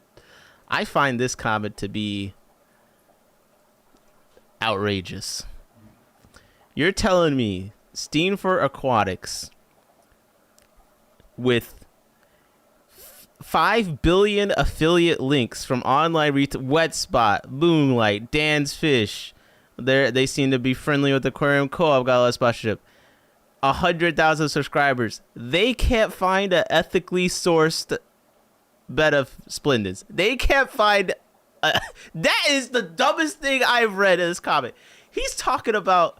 Oh, I'm good. No, that's what's jumping out to me. Oh, I stopped keeping betta fish because I can't find a specimen that was ethically and thoughtfully produced. You don't have the resources to find someone breeding betta splendens? Oh, come on. Come on. That's obviously such bullshit. And I didn't even care about this. Like, this is Glass Box's video. I just got triggered organically reading that. Like, bro, are you for real? That's why you stopped keeping bettas and haven't had them kept alive for 4 to 5 years? Oh, hell no. Oh, hell no. Anyways, I stopped keeping betta splendens a long time ago. Due to the struggle of finding specimens that were ethically and thoughtfully produced. From the feedback we get, those that purchase commercially bred fish, they don't live longer than a year, if that. I also have heard of a few folks whose bettas have made it to 4 to 5 years. I keep many different species of wild betta though, so yes, I have experienced very long-lived bettas as a result, just not splendens. All right. Who's the con man, Ying Chi? Okay, let me replay this back again. So I left a comment on their video asking for clarity. My attention is because my own experience and the experience of pretty much everybody I know who actually keeps betta fish has been very different to that. That's because modern betta fish often struggle with various health issues due to inbreeding, and a lot of people report that keeping them alive for 1 year can be difficult. So I left a comment on their video asking for clarification, and to their credit they did reply giving a full answer. Unfortunately though, as you can see, their direct experience when keeping betta fish is very different to what they said in their video. Not only do they confirm they don't even keep betta splendens anymore, they also acknowledge that only a handful of people they know have managed to keep them alive for 5 years. Now I get the irony that this happened in a YouTube video discussing bad aquarium advice, but my point is, there's realistically no way for beginners to pick up on this kind of thing because it comes with experience. That's why I always recommend you try to use as many sources as possible who are doing the exact same thing you're trying to research and prove it in their content. This includes things like forum posts, YouTube videos, TikTok videos, posts on social media, posts on Reddit. Go out and find as many sources as possible and try and work out an aggregate of what people are saying. So complaint number 2 is Steenfort, and the complaint is that they're saying you can keep betta fish alive for 5 years, but they have not kept betta splendens alive that long themselves. He's also claiming he doesn't think that that's accurate. And that betta fish should be living for up to 5 years with proper care. All right, I guess I understand that complaint. Sorry, I got so derailed. I think that the people with this level of resources saying they're not able to find ethically produced betta splendens, it just kind of blew my mind. Like, please, if I'm wrong to find that strange, you let me know in the chat. But you got like 5 online retailers sponsoring you, and probably a Rolodex of breeders that would happily provide you with some bettas, you know.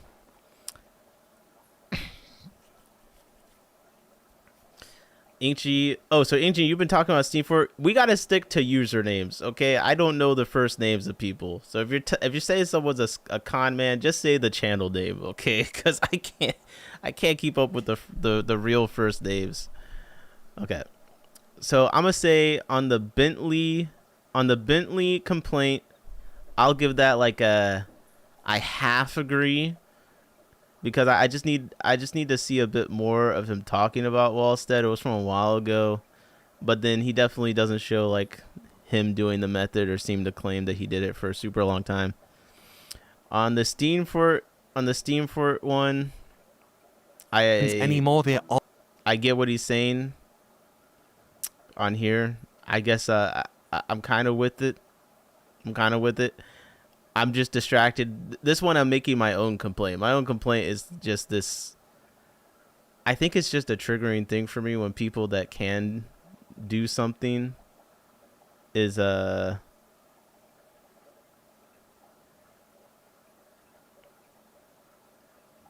saying that they can't. That just gets on my nerves. But maybe I'm wrong about that. Imbroom said, I get the complaint, but solution isn't valid either. I can find 50 sites about it, and 50% will go one way, and 50% will go the other. A new user can't tell, so they go by popularity. There's no R in Steenfot. He's goofy AF, but say his name right. Bro, you know how many things I say wrong. If you know what I'm talking about, then there you go. Full answer. Unfortunately, though, as you can see, their direct experience of keeping betta fish is... I think I went into one of their live streams for like 20 minutes once. I'm not very familiar with their channel at all. Is very different to what they said in their video. I think we brought up them talking to because they went to go see the Lowell Labs Fishroom. I think we saw that one on stream. Any other content I've seen has been on stream for the most part.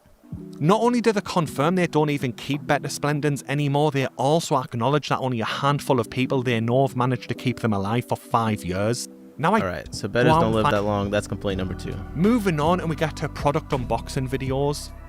With brands like Haiger and Aqua releasing new products on a regular basis, this type of content's becoming very popular on various social media platforms. Now, I've done various sponsored product videos myself, and I use a lot of Haiger products in my fish room that I've bought with my... Lisa Wolf said, Chelsea is a super strong advocate for not causing harm to animals. Bettas are notoriously not cared for. I 100% agree with that. My thing is just, I find it hard to believe that they do not know anyone that has bettas they're producing ethically or of no ability. Like, that's the reason that they don't keep them. Again, is Dan's Fish not a sponsor? Is Dan's Fish whole thing not that they only source fish ethically? You know, that's what I'm finding weird. JP says, love Rockscape in that tank. Yeah, this is a nice looking tank he's got up. Inkji said, KG streams are hit or miss. Yeah, we tune into KG sometimes. Smart person says, Dan's Fish has 0 bettas. My own money because they do have some solid items in their range. But whenever I cover a product, I always make a point of using it extensively in different situations before I recommend it to anyone. Unfortunately, I've seen some unboxing videos where the product's taken out of the box and Dan's Fish doesn't sponsor anyone or give affiliate codes anymore. Well, they have a Dan's Fish affiliate link in their channel still. We got dansfish.com/catalog/ref/steenfa aquatics. So I don't know. Maybe this doesn't work anymore. I have no idea. They definitely have an affiliate link to Dan's Fish in their bio currently. So that's not a thing. They need a. They got a Moonlight affiliate link, a Wet Spot affiliate link, and a Dan's Fish affiliate link. And Smart Person says, yes, Aquarium Co-op has a code for discounts at Dan's Fish. Yes. Steve said it just goes to show all the stores he's affiliated with sell ship betas. Well, which ones of these sell beta splendens, right? Well, the problem is that the stuff goes in and out of stock so often. I can't just go to a website and see that betas are out of stock now and be like, see, they don't sell them. I know Wetspot definitely got them. Yeah. Wetspot got a ton of beta splendens in right now. So you're telling me all these are unethically sourced? They're your sponsor. Listen, oh no. I don't know. That's the first link I'm seeing. I hope they got ethically sourced beta splendens. That's the thing that drives me crazy. I'm sorry. I don't even mean to talk. Like, I'm sure it's a great channel. It's just a personal pet peeve. Like, you got these sites selling the fish that you say you cannot find ethically sourced. Do you guys see the problem there that I'm feeling? I just feel like there's a problem there for me personally. Like, if I sat here and I was like, I can't find any ethically sourced Daphnia. And then next stream, I'm like, oh, you're looking for Daphnia? You should buy some from Captain's Critters. You're like, wait, I thought you said you couldn't find any ethically sourced Daphnia. Like, do you guys see the conflict? Smart Person said, oh, wait, I don't see a Dan's Fish discount on the Aquarium Co-op website anymore. Do they just not have a page for it?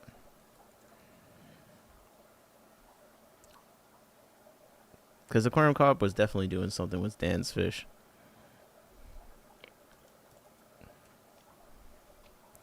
And then take that Captain's Critter example, and then you're like, okay, let me ignore that. Then 2 streams there, you're like, yeah, I remember you said you couldn't find any ethically sourced Daphnia. Then 2 streams after the Captain Critters one, I said, oh, you know my guy, Big Steve? He's got Daphnia. You should buy some from him. And then the stream after that, I'm like, oh, you're looking for Daphnia? You could probably get some from this guy. I think his name's Bob. And then you check my channel, and I got affiliate links for all those people. That's just what makes me feel interesting about it. All right. Aquarium Co-op, Dan's Fish. We got Dan's Fish Tour. Wait, because Aquarium Co-op had Dan's Fish videos. Like, remember the Medaka rice fish one? And that was basically a Dan's Fish promo video. Because they were like, yo, go buy Medaka rice fish from Dan's Fish. Aquarium Co-op rice fish. That'd be crazy if, like... Okay, the next big fish. Hey everyone, Corey from Aquarium Co-op. Oh, no, here we go. They got the Dan's Fish reference link here. I wonder if it still works. What was the other one he just did with Dan's Fish? When did let's see, Lisa said they didn't do collabs anymore. When and where was that said? Yeah, because this is old. That was an old video. I thought they did a fish one recently, and they're like, you can buy these at Dan's Fish. So when is the cutoff period for that ceasing to be a thing? Hello, everyone. Maybe when they started doing Imperial Tropicals, because now they're doing Imperial Tropicals, I think. And here's another example of this. It's like when you're switching your sponsors all the time. How many can we have? Just give me one place to buy fish from, bro, please. Please. Actually, you can only buy fish from Aquahuna. I've made my decision. All right, let me get back to this video. I'm getting distracted. and the creator instantly recommends it before they've even put it in their aquarium and turned it on. As I've just said, Hygge does have some excellent products relative to price point in their range, but they also have some that are very disappointing and tend to underperform to other options out there. So if you are new to the hobby and looking for product recommendations, try to find creators who've actively spent time testing the equipment and used it for an ongoing period of time. Yo, he's talking about us, bro. We did streams where we just opened it and plugged it in. Oh my gosh, bro. I'm part of the problem. Unfortunately, there is another problem with these unboxing review videos that I do think's worth mentioning. Sometimes a creator doesn't really understand the product that they are reviewing in their video, and other times the creator might not be confident enough to realise the product's faulty from the start. Now, I'm not going to name this creator because they are a smaller channel and I honestly think they are providing valuable information for their specific sub-niche in the hobby. But this is a photograph from one of their videos reviewing a specific light, and I want to see if you can see the problem that's shown on screen right now. Again, I'm not trying to be mean to this specific creator, I honestly think they're doing a good job for their specific sub-niche, but stuff like this happens a lot. If you look closely at the photograph, you might notice that they've had to use tie wraps to attach the light to the shelf above their aquarium to keep it in the correct position. In the video, the creator assumes that they've done something wrong when they set the light up and went on to recommend the light to their followers. But if you read the reviews on Amazon for this specific aqualight, you'll see that this is a very common issue with this specific light. I honestly don't think this creator made a mistake at all, and the issue was with the light from the start because the lamp head is just too heavy for the gooseneck to support correctly.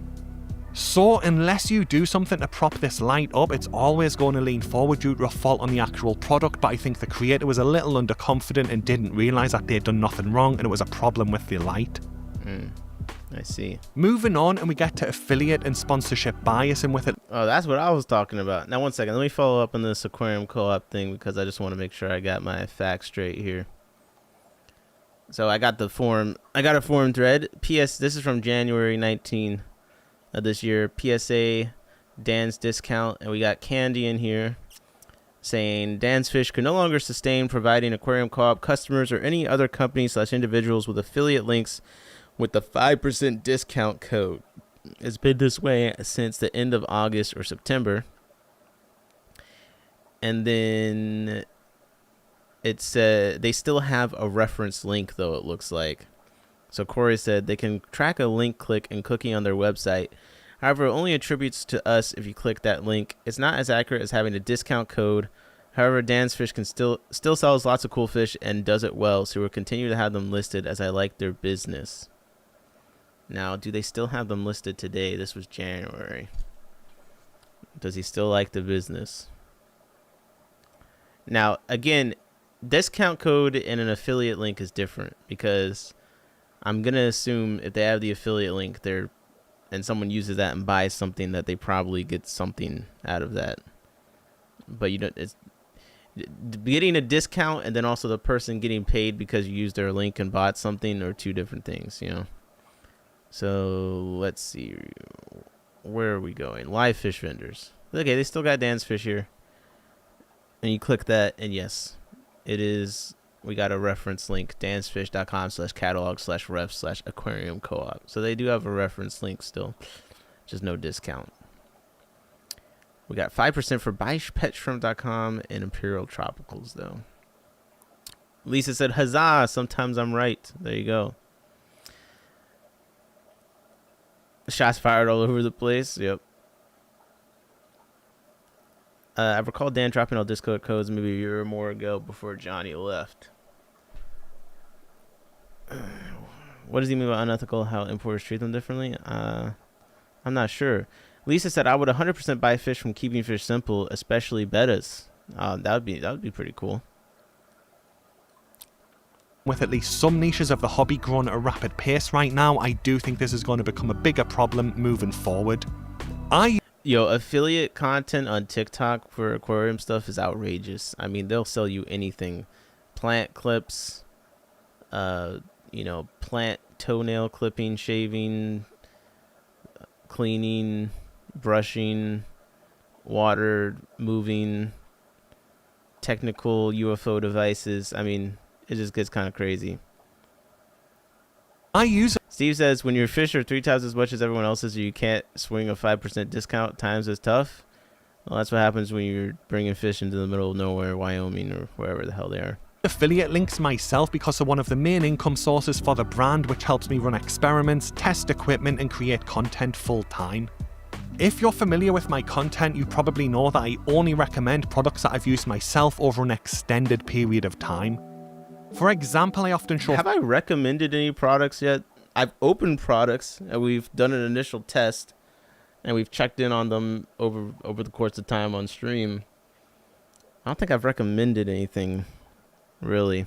I do like the thin Higer Light a decent amount so far, though, that we set up on that 20 long. I have been liking that. Show photographs from my Amazon order history like this one showing the Sciora SR616 aquarium light purchases because I recommend this all the time. As you can see in the photograph, I've purchased a lot of these with my own money and used them consistently for years and always got great brine shrimp eggs, beanie. Okay, that's true. That's true. That's the closest thing to my recommendation. Results. The same thing applies to the Nitro Slim hang-on-back filters, and I've purchased so many of these that Amazon actually added a second page to my order history. Now, just for clarification, not all of these are for my own fish room. I often buy these for friends or their children who are getting into the hobby and start with a kit tank when the filter's not very good because it's a solid filter for the price. 2 pages of a filter you buy. But if you're watching my content on a regular basis, I always use my tanks as B-roll, so you see my lights, my substrate, the actual aquariums, the heaters, pretty much everything I recommend on a regular basis is consistently in use in my fish room. On top of that, I don't have brand loyalty either. If you go and watch some of my aquarium setup videos, you'll see that the aquarium, the light, the filter, the heater, the substrate, pretty much everything in there comes from different brands rather than recommending one consistently. Now, the reason I bring this up is because not all affiliate and sponsorship arrangements are structured in the exact same way, which can cause problems for you, the viewer. A few months back, King of DIY leaked the brand ambassador contract for Seachem that includes requirements such as content approval by Seachem before it's published and heavy restrictions on mentioning products from competing brands. There's some huge creators in this hobby who are signed to the Seachem ambassador program and get massive views on their videos, but you have to take what they say with a pinch of salt. That's because once they've signed that contract, there's legal ramifications if they speak out of line. Again, you can read the full contract on the King of DIY video if you like, but there's a few different points in it that made me question how truthful those creators can be. This is the main one, and if I'm reading and understanding this correctly, even if one of their creators wants to recommend a product from a competing brand that Seachem have an alternative to, they legally can't. For example, if one of their creators wants to recommend the Fluval Aqua Clear hang-on-back filter range, they legally can't because Seachem have their Tidal range, which is a direct competitor to it. Now, I know I've said this before, but if I ever sign a contract like this, I'll block out the personal information and upload a copy of it to my website so anyone who wants to can read it word for word. Well, nice. Unfortunately, that's not industry standard, and if we didn't have King of DIY leaking that brand ambassador contract, we wouldn't know how locked down these creators actually are. I mean, if you know anything about just general social media sponsorship stuff goes, I mean, it's pretty standard stuff that goes on, the shenanigans. It's not really unique to this hobby. In the Flesh said, "What's up, Nick? What's up in the Flesh? How's it going?" All right, conflicts of interest. I mean, downside. That's downside number 4. Yeah, I mean that's a pretty universal thing. Can't trust people sponsored by Seachem. Holy. Lisa Wolf said, "I'm also in the YouTube handmade journal and watercolor painting communities. The bigger creators who are monetized always link the supplies they use and get a tiny sum for that." Yep. I have done 1 or 2 Amazon affiliate links to stuff I bought in some videos. But that stuff that, I bought, I'm like, okay, I'm going to post a link to it. I guess I'll make an affiliate link to this, like the terrarium I think I did. But that's just something I bought. And it's like, here's the link to buy it, I guess. Now, did I recommend? I guess I said I liked it. I don't know. That's where like the gray zone gets.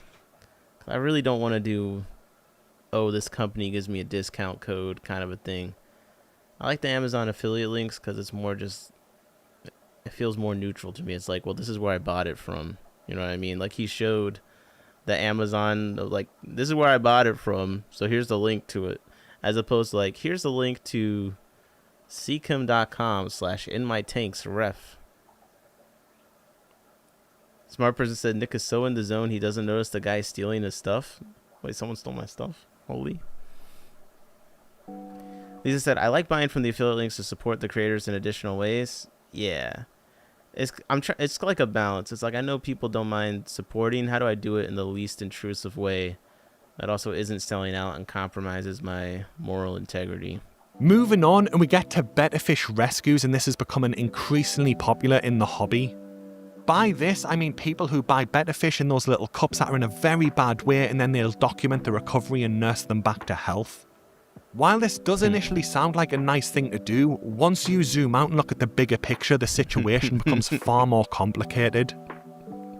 Is this like the fish equivalent? Like, can you imagine if someone just kept making... Well, we do see this. Like, they just keep making content of, like, finding someone off the street and giving them a pizza. Like, that's what this reminds me of a little bit, this kind of content. And this is becoming increasingly popular in the hobby. By this, I mean people who buy better fish in those little cups that are in a very bad way, and then they'll document the recovery and nurse them back to health. While this does initially sound like a nice thing to do, once you zoom out and look at the bigger picture, the situation becomes far more complicated. Smart person says, so many fake animal rescue videos out there. Yeah, exactly. And again, like, even for people, like, there's people that fake having all sorts of issues, and they make a video going up acting like they helped them and stuff, and it's definitely a universal language. That's because every time someone buys one of those fish, you're still making a purchase and supporting the business that put those fish in those conditions in the first place. I've seen some people share the term one fish saved when creating this type of content, but in reality, it's far from one fish saved. It's just one fish replaced, and within days or even hours, there'll be another fish in its place. I also want to give a quick shout out to my friend Nick from the In My Tanks channel. Let's go! We made it. We made it, bro. That's right. The video he's throwing shots at everyone. Of course, this is where we get brought up.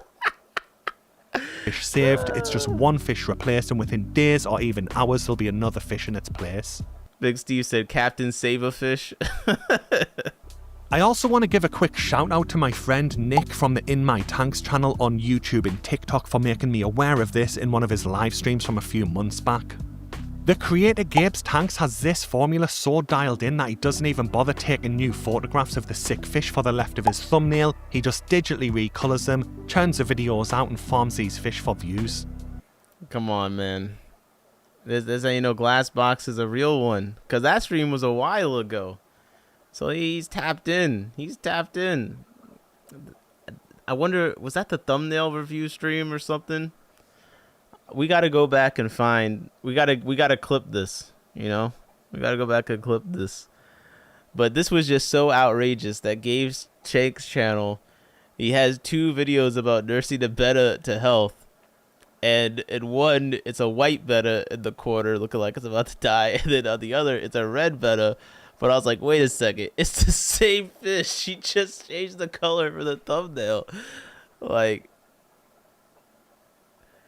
Embroom said, what do you mean? You really think that couldn't be 2 fish, huh? Well, the picture in the left is the same fish. The picture on the right maybe is 2 different fish. But he used the same... He recolored the picture for the dying fish in the thumbnail. Johnny said, I remember this. Ink G said, that was an old one. You guys have been rocking with me for a minute, man. If you remember that, it's been a minute. But I just thought it was just so funny and so lazy. Like, this in one of his live streams from a few months back. The creator Gabe's Tanks has this formula so dialed in that he doesn't even bother taking new photographs of the sick fish for the left of his thumbnail. He just digitally recolors them, churns the videos out, and farms these fish for views. Bruce said, no way, they're different colors. Those are obviously different fish. You got me. I was wrong. Now, I have no way to know this for sure, but I guess a lot of people who watch his content think this is a nice thing to do and go off and replicate it, but again, you're just supporting the terrible business practices that put these fish in these situations. Agree. Moving on. Of course, I obviously agree with that point. I mean, come on. Our stream, and I always got to give our stream the credit because this is a collaborative effort that we do over here, as we saw earlier when you were trying to help me read. But you know, we get busy over here. We be noticing things, finding new stuff. I made a post linking the video, and again, shout out to Glassbox. I appreciate you. He could have just brought that up, the Gabe's thing, and not even said where he had seen it at. Like, that was totally, and I wouldn't even have been like, he got that from me, because like I have a tiny channel. So he could have totally just not even mentioned it, but he went out of his way to shout out our streams. I appreciate that. But I posted the link to it to see what you guys thought, and he commented, Glassbox did, and said, "Nothing but love, mate. I only mentioned you to give credit, as I think you're underrated and somehow always seem to find stuff none of the rest of us in the hobby know about." So you gassed us up a little bit. It might be, I don't know if I'll go all the way with that, but I will say I appreciate you guys. We do be putting in work here, and we punch above our weight sometimes. That's why we're the hardest working fish stream, okay? That's why we're the hardest working fish stream, because we're low key, but we're putting in work that they can't even comprehend. No, not really, but no, I thought that was a really nice thing to say, and I gotta give the credit to all of us. It's a group effort. On, and we get to the one method creators. By that, I mean creators who present their preferred method as the only correct way to do something. Now, people who aren't familiar with my channel might think that I only keep Wallstad method aquariums and that's the only method that I use, but that's never been true. I'm not gonna lie, Glassbox, my man, but I definitely been thinking like, so he really like Wallstad a lot, right? He really likes Wallstad a lot. Historically, around half of my tanks have been filterless, low water change Wallstad method tanks, and the other half have been filtered, aquasoil based tanks that get monthly water changes, and I've always been open with that. I used to have a planted tank using inert gravel as its substrate and an under gravel filter, and my 3 most recent tank builds use inert sand as their substrate. Smart Person said, was upset Gabe came to NYC to visit the biggest LFSs and then didn't go to any of them. Wait, what? He went to NYC to visit them, but then didn't visit them? What in the world? Ink G said, yeah, call these guys out, my dude. I block accounts and dislike their videos for the negative algo. Okay. Gabe's tanks? What was it? I mean, this is what I gotta say about these kind of channels. If I were someone that was more productive, I would have like 5 channels that just made this terrible content and printed money. That's what I gotta say about these. It's like, it is terrible. It is bad content. But, I mean, is it successful in getting views and making them money? Yes. So, if that's the goal, kudos to them.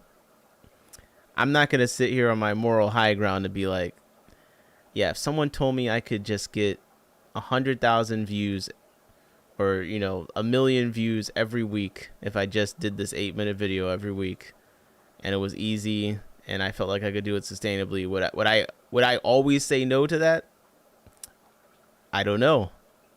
I haven't done it yet, so that seems to be the main sign there. But I'm not gonna act like I don't understand the incentive to do this. It's just, yeah, I'm not watching this bullshit. I always assume there's like kids that watch this or something. And the main sign that you're watching a slop content channel, besides the fact that they do stuff that makes no sense, this is the sign. I've harped on this a billion times. Any channel where they're just putting something in a jar for no reason, especially if there's a countdown. Look, I put garlic in my aquarium for 30 days, no filter. Today I'll be testing if garlic can grow and filter aquarium water under real aquarium conditions. I'll also... Like, are you for real right now? Can garlic grow in a real aquarium water in real aquarium condition? This is not... This is just like... Once you just start putting stuff in water for a set amount of time, we've reached peak boredom. Look, I sealed shrimp in a jar for 45 days. Ink G said, yeah, it's called aquaponics. And Lisa Wolf said, you are underrated. I appreciate you saying that. I mean, I don't know. Am I under... I feel like I'm rated appropriately. If I was meant to be, wherever, then that's where it'll be. But I think this is a good spot. I don't feel too underrated. Personally, I think experimenting with as many different methods as possible makes creators more well-rounded and able to offer better advice to help more people. The reason I make so much Wallstad method content is because a lot of the content out there about the method is terrible and not fit for purpose, especially if you're a beginner starting your first planted tank. Broom said, I put a jar in a jar for 30 days and ended up with a jar in a jar. LMAO, bro. JB said, no, only in fake conditions. Let's just look up, I put a in a jar. We're not even going to say what. I put a in a jar. Look at what we get and look at the views. Look at this. This is, oh my God, bro. 6.3 million views. 6 months ago, this guy just made a resurrection jar.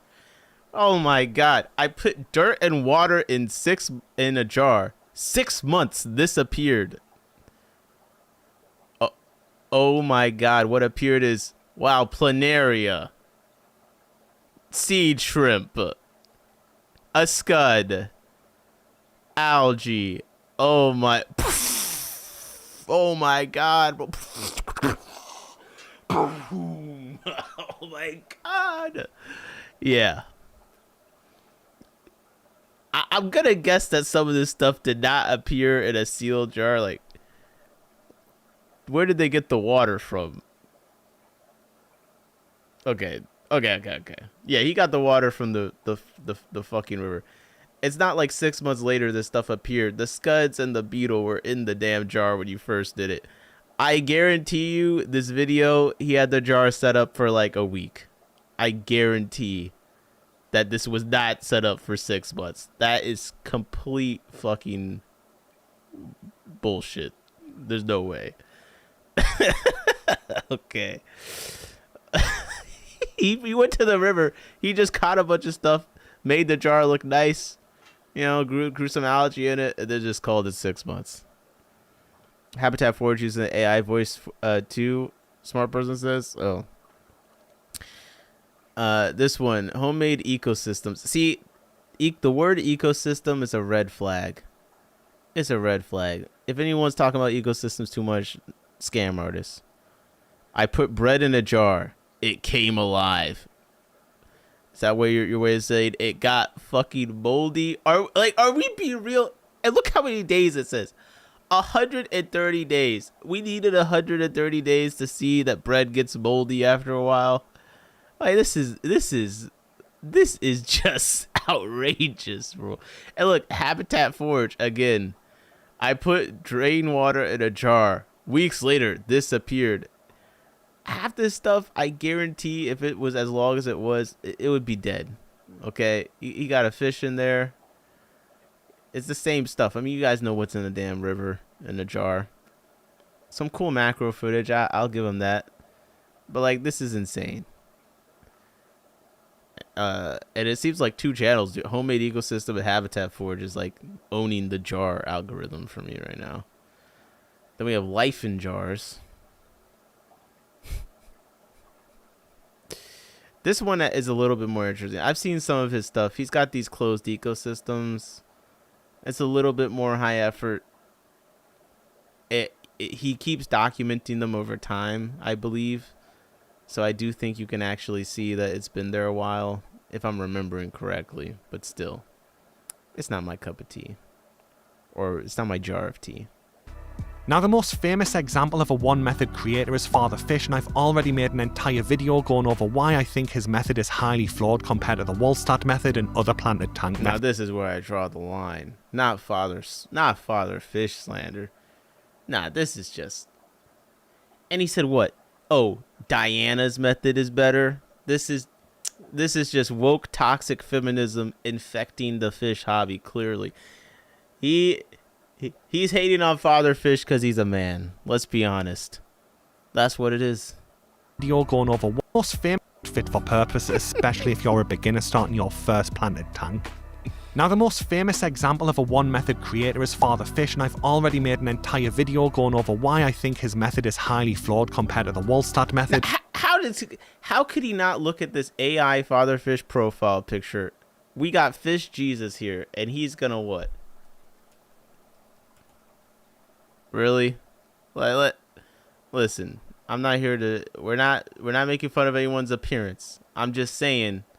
Okay, we got Diana. She looks very nice. Looks like a very nice lady. Okay, but Fish Jesus though. Come on. AI enhanced. How do you compete with Lou?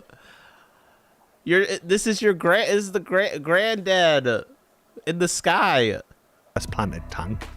Now, the most famous example of a one-method creator is Father Fish, and I've already made an entire video going over why I think his method is highly flawed compared to the Wallstatt method and other planted tank methods. But this isn't just something that happens with larger creators, and I constantly see it with smaller creators too, where they think their way is the only way to do something. Another example comes from the shrimp keeping side of the hobby. See, this is crazy. You guys are all listing different people you think are Fish Jesus. LRB said, Ink said he thinks LRB is Fish Jesus. Brenton said, Smart Person said Brenton is Fish Jesus. See, look, now you're trying to, now I respect your guys' fish religion beliefs, okay? But Father Fish is my Fish Jesus. I'm just going to ask you guys to respect my beliefs, okay? Please.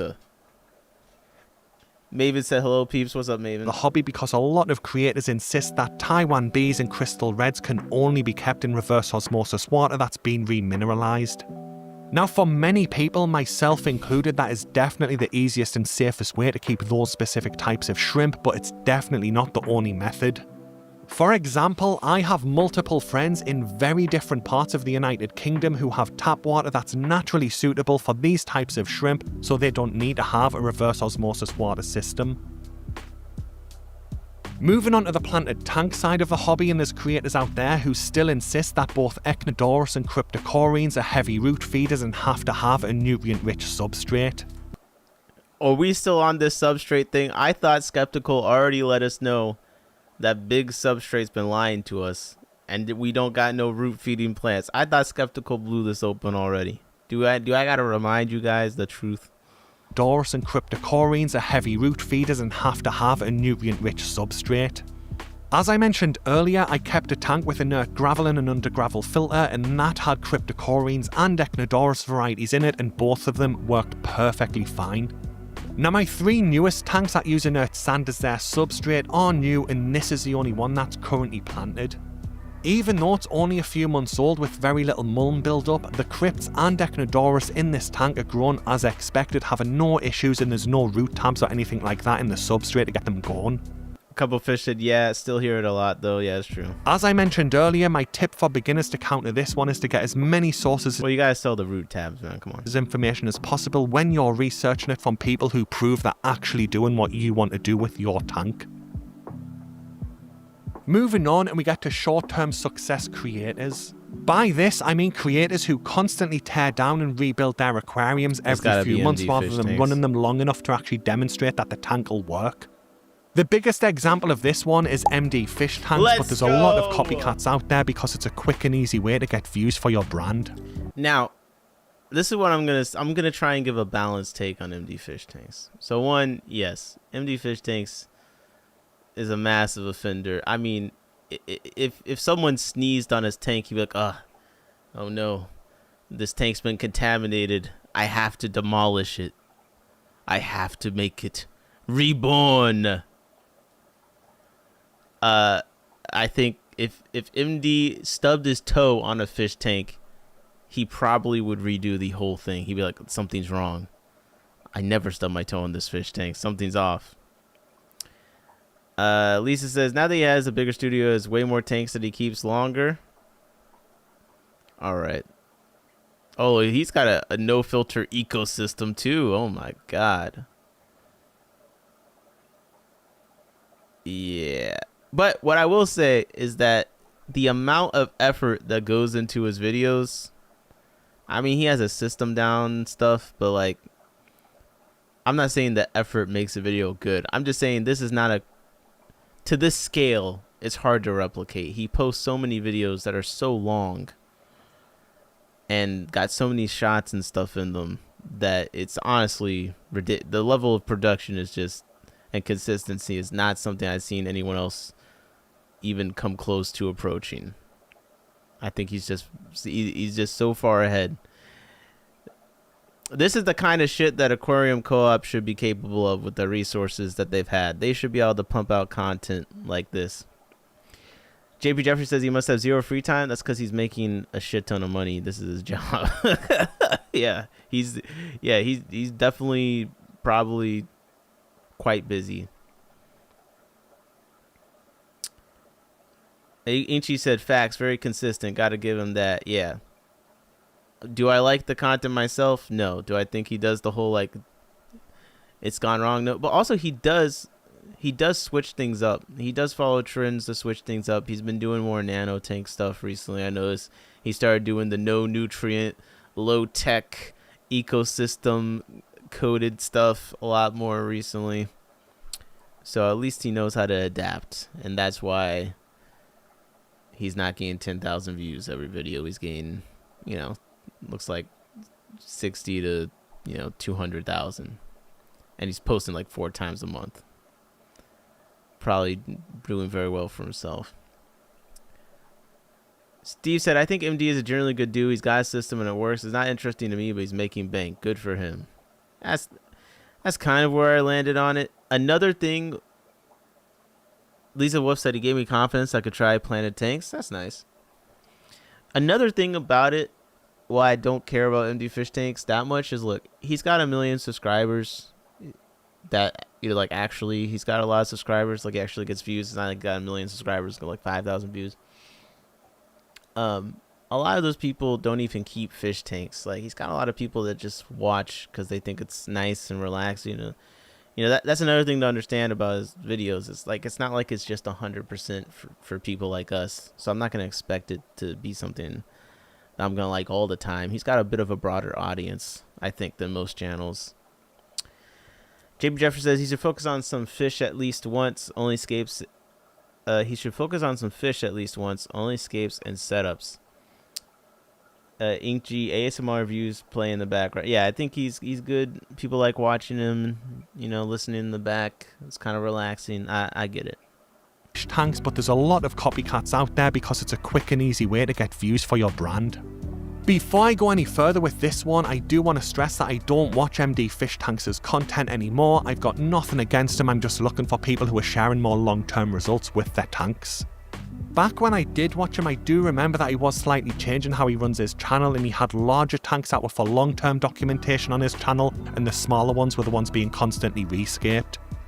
I love the trip said people like us were a specific breed, and I mean, I'm not saying that people like us don't enjoy it, because Lisa just said that she likes it, gave him confidence and stuff to do plant tanks. I'm just saying that a lot of the stuff that I watch is a bit more narrow. You know what I mean? I don't really watch setup videos in general, so location specific. Yep.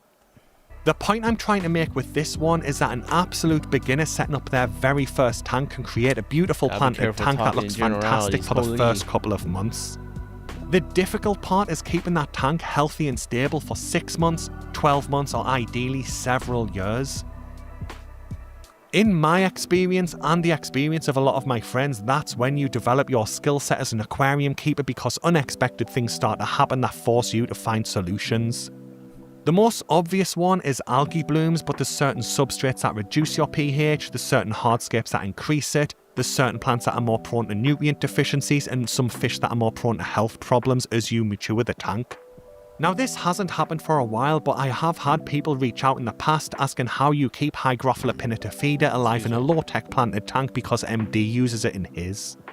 I don't know whether MD's very soft water allows that plant to survive long term, or whether he's doing something different behind the scenes, or if the plant does end up struggling but he just rescapes the tank before anyone notices.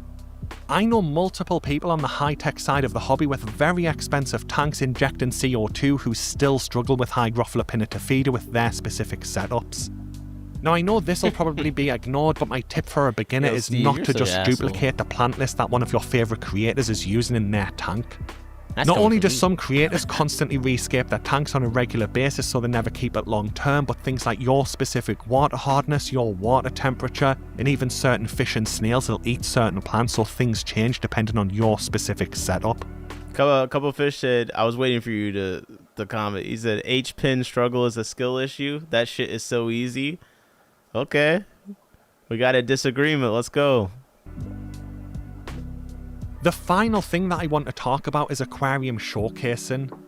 By this, I mean creators who only show their aquariums when they are looking the absolute best, often a few days after a major maintenance session with a large water change or a deep clean. If I'm honest, personally I don't really have an issue with this type of content, but beginners sometimes don't realise what they are looking at. They might see an aquarium online and assume that's what the tank looks like every single day of the year, but that's far from reality. Lisa Wolf said, I never know how he keeps the plant so green without CO2. Wait, without green? I feel like green should be achievable without CO2. I can't stress this But I enough, know but what you even mean. extremely experienced people in the hobby still have problems with algae, plants melting, got a lot of equipment trimming I failures, need and to. various other problems that you might not see in the videos. If you are a beginner, it's also important to try and recognise when it's an aquascaping content creator or someone from another niche of the hobby. That's because aquascaping is essentially a living form of art where the tank's designed to be as beautiful as possible and the creator might put a lot of time off camera into maintaining its appearance. Channels like Green Aqua are very open about this and they've said it multiple times where they have members of staff whose main job is just to maintain the aquariums every single day to keep them looking as good as possible. Wow. Now, I'm more of a just show the reality of the hobby kind of creator, but this has led to some curious comments over the years. For example, I've had comments about things like biofilm on the surface of my tanks or algae on the glass panels, but in all honesty, I don't care. That's a reality of the hobby and I prefer to show it. Anyway guys, you that guys brings know the my video tanks to look an terrible. end. I hope it's been helpful. Thanks for watching and good luck to any beginners out there who see this and are doing the... All right. What do you guys think? Number one was Bentley. His complaint was Bentley not knowing that much about Wallstead, basically talking head. Not having done the method long term, not showing him doing the method. Number two, he's complaining about Steenfot saying that bettas should live up to 5 years when they've never themselves seemed to have had a betta splendens live for 5 years. And I think he contended that that's not a realistic expectation. You guys correct me if I'm getting these wrong. I'm trying to summarize. Let's see. Number three, it was like reviewing product content. He had a couple of different points in there. I think that's something we generally agree with. It's like, yeah, people reviewing stuff that they haven't used long term or that they don't understand, and they blame things, saying that it's bad when they just like set it up incorrectly. Yeah, okay, I'm with it. I think number four, I think that was talking about affiliate stuff. People that are under contracts where they actually can't recommend directly competing brands or talk about them, so you're not really getting a honest comparison. You know, they're just sponsored, so they're supporting it. Number five, that's when we got the mention talking about people nursing sick bettas to health. I feel like generally, yeah, that kind of content, I'm on board with that one. Yeah, number six was a lot of different things. One method creators. Yep, I got that. Showing the realistic. I mean, most of this I feel like is pretty easily, yeah, I see his point, kind of a thing. I think the only ones where like you might have difference of opinions when you're talking about specific creators. You know what I mean?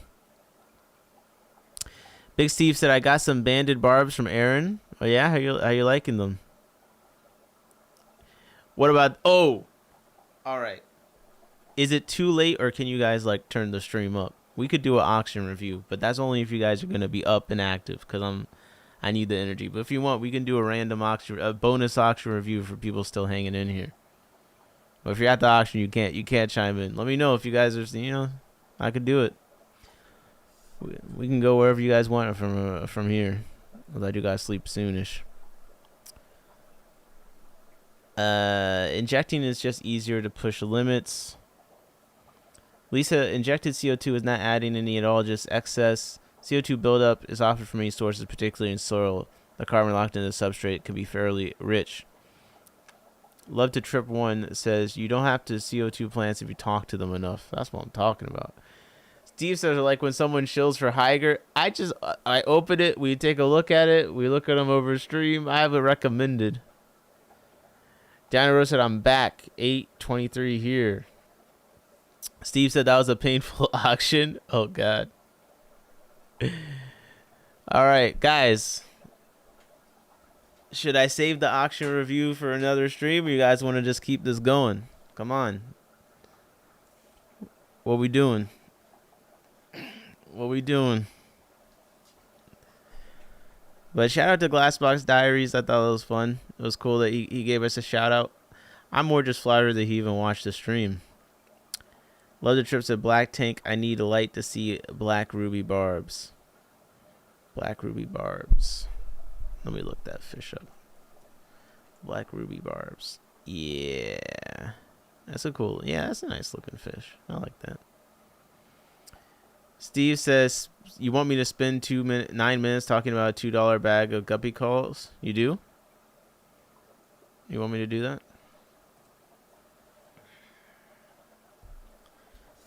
Auction review. Should I do this now? Inkchi said, I'm out for tonight. Thanks for the stream. Appreciate you hanging out, man. Take it easy. All right. Fuck it. Let's do a couple from this auction real quick. Let's do a couple. ACM June meeting. We'll do a couple items here. Oh, damn. Wait, it's showing the sold price on the front. As a spoiler. Let me do it so I can hide. I can hide what's on there so you guys can guess.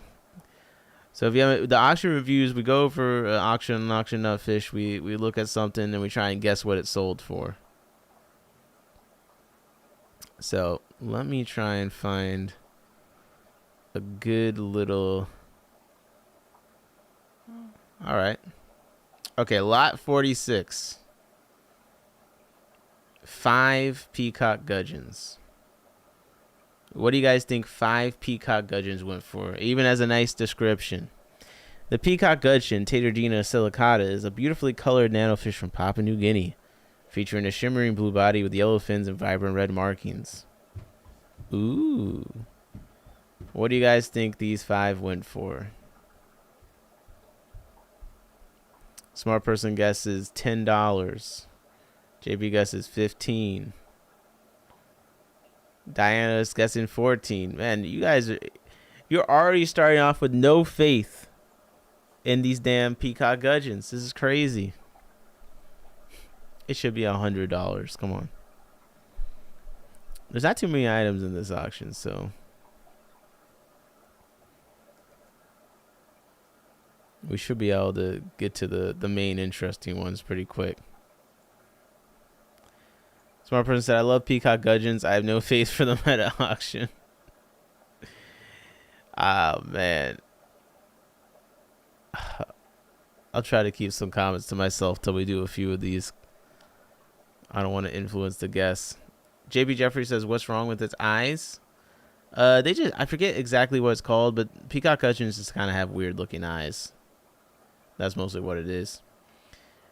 Diane said, went through my club's auction yesterday. How's the clubs been? How's that been going? You having a good time? You take anything over there? All right, the 5 peacock gudgeons. Smart person, you actually got it exactly right.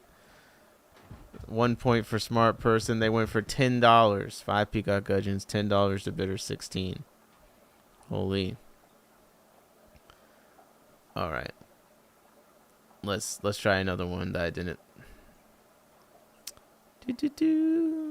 Let's see. I'm trying to think of what might be one that might trick or surprise you guys. There's not too much. Love the trip. So I just seen a 75-gallon go for $13 at the auction. we're just out of room, yes. Auctions are a great place to pick up cheap big tanks. It's a really good big place. Okay. How about this? We got some banded barbs. Okay, these are actually the fish that I have on the screen. Okay. The fish I have on the screen right now. It's 8 of them. F2s from Aaron. Obtained originally from Dan's Fish, active larger barb species, omnivore. These are the second generation. So 8 African banded barbs. You can see them swimming by in the background to the stream every now and then. They're a nice little peaceful fish. They're quite active. What do you think 8 of them went for? Diana said, like it, sold a few things. $14 for one of my alien bettas with the highest. What? Oh my goodness. You've been breeding the alien bettas? You just rehoming. Smart person says $20. Diana says 18. JP says 25 for the barbs. What else you guys got? Come on.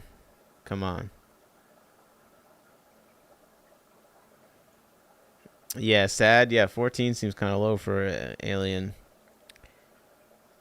And that it was the highest. Let's see. The 10 barbs, in fact, went for...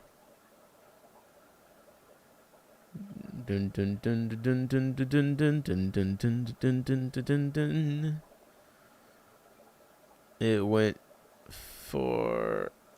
Oh my gosh. $10 to bidder 6, which is Big Steve. Damn, Big Steve. No wonder you picked these up. That's a steal. Can we sort this by highest price?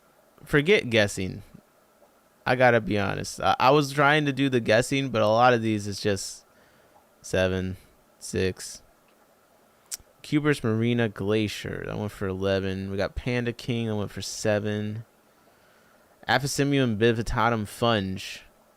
1 pair from Big Steve for $8. Damn. OB Peacock Cichlids.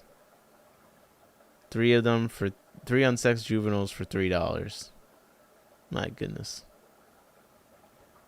Auctions seem cheaper than swaps. Oh, 100%. Swaps people actually trying to make money. Pure Redline Caridina Shrimp. Ooh, that's cool. $20 for 4 of them? That can't be right. People are actually paying to kill these shrimp? No, I'm joking. That's cool. We got a BAP for bluefin killifish from Val. That's nice. 4 of them. One for $12.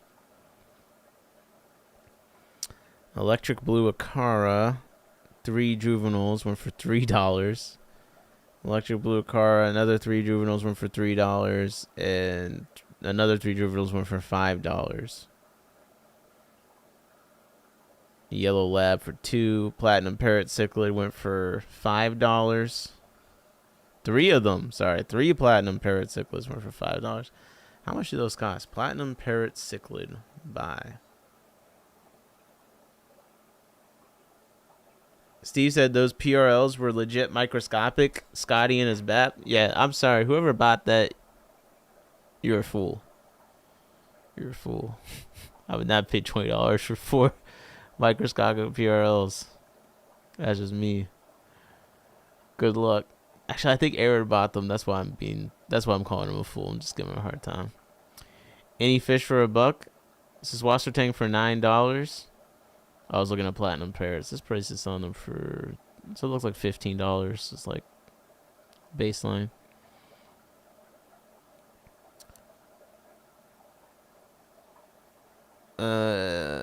Wait, did you buy them, Big Steve? Oh yeah, 61. Yeah. You're bidding too? Oh my gosh.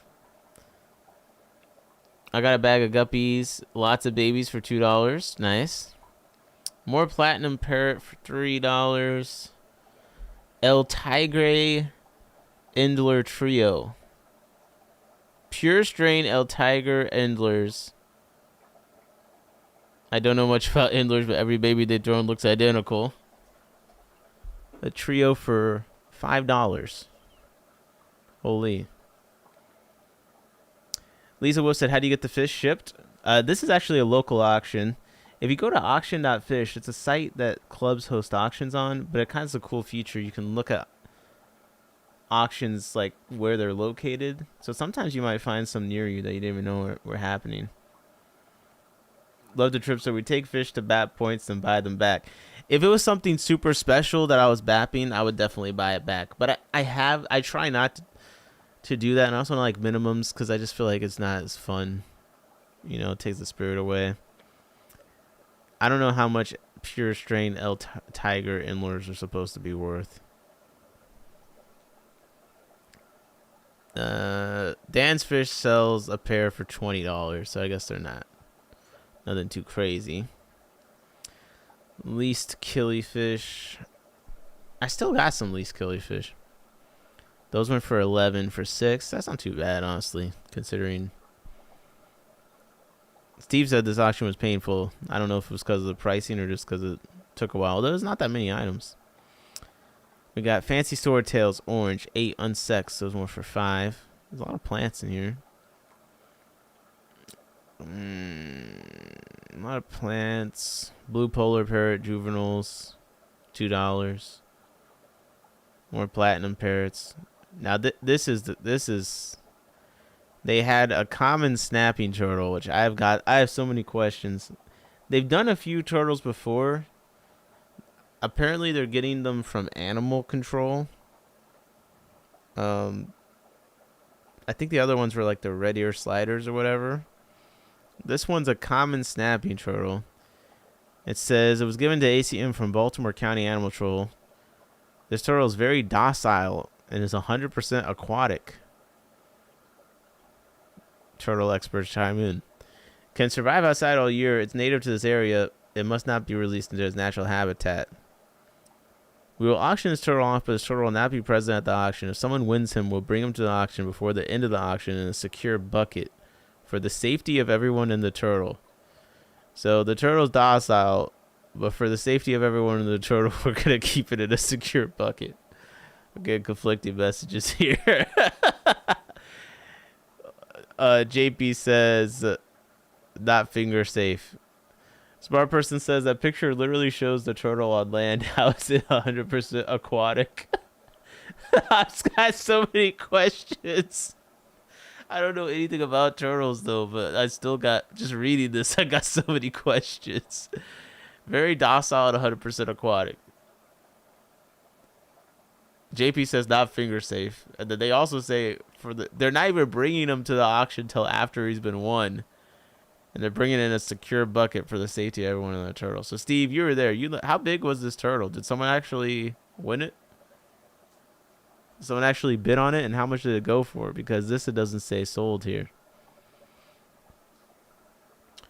Steve said, Lisa, it's a club auction. We have a monthly meeting with an auction. Yeah. So it's a fish club meeting, and every meeting there's an auction. People bring stuff for it. All right. JP, would you describe common snapping turtles as docile? And are they or are they not 100% aquatic? You let me know. Big Steve said Stanley took it and donated $5. Oh. $5 for a snapping turtle seems like a deal to me. Red Panda Isopod, 6 for $10. That's actually I think that's a pretty good deal.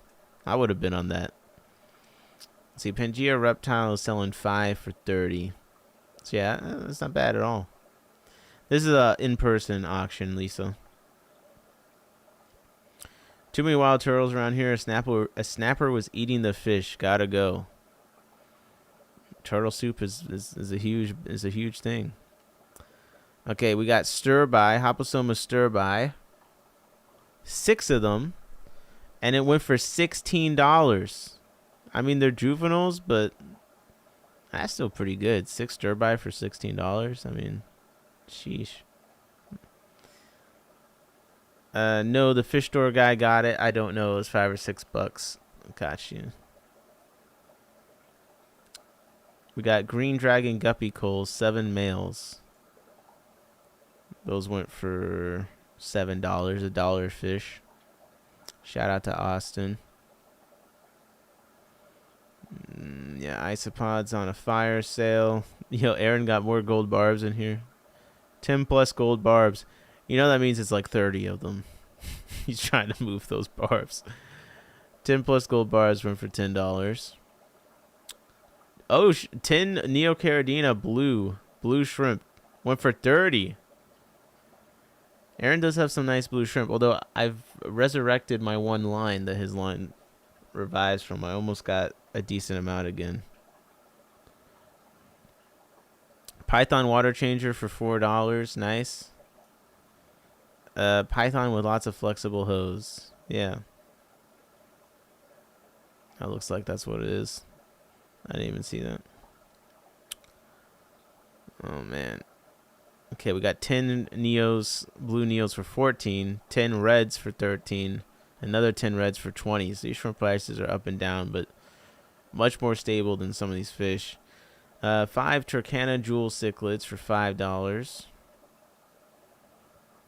There's some nice cheap dry goods you could get here. Back to Nature Aquarium Guidebook for $3. Scratch Impa Tetra BAP. 5 juveniles. That's pretty cool. That one for $20. It's definitely a more expensive Tetra. Steve said I got those. Nice, nice.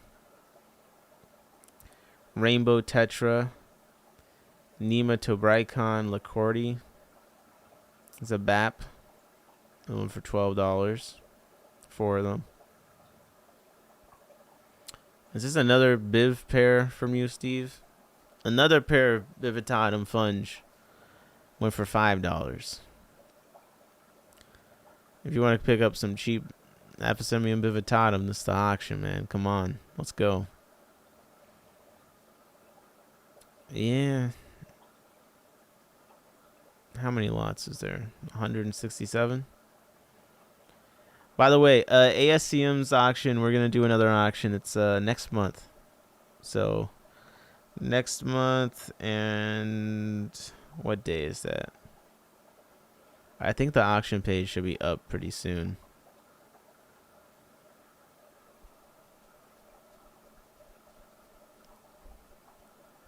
One second. Yeah. It's going to be August 16th, my club's next auction. So, if you're in the area, come through. I've been saving a lot of stuff. Love the trip said I need to pretend to go to sleep. I can't stay awake with Nick, but I tried. Hey, it's good. I need to go to sleep soon too. I'm wrapping things up. Steve said, are you getting anything from Wet Spot? Yeah, I think I'm going to get a pair of Pistos probably. If I had more money, I would do those cool looking Rasboras. But I don't feel like spending that much money on fish right now. And I don't even have that much space or time. JP says they only come to lay eggs and to migrate to another pond when territory runs out. Okay, so they are in the water most of the time. They can be trained to be somewhat docile. There's a guy on YouTube that cuddles with his on a couch. Yeah, I'm not doing that. You said it wasn't finger safe. I'm not coming on the couch with me. Lisa said, calm snapping turtle comes with your supply of Xanax. Oh my god. I'm getting nervous. Okay. Anything else? Anything else to take a look at before I get off? Any other videos? Comments? Questions? Concerns? Anything I'm missing? This was we put in some work on this one. I can't say if it's time well spent or not. You know what I mean? I don't know if I was efficient with it. We put in some work on the reading. I think there's still more to go on that topic in the future, but we did a good effort. And the Glass Box Diaries video, I enjoyed that. Getting your feedback and some thoughts. But anything else? I'm trying to think. I do want to keep streaming more consistently because then I get like a build-up of stuff and there's almost all this stuff I want to go over, but then it ends up being like a super long stream.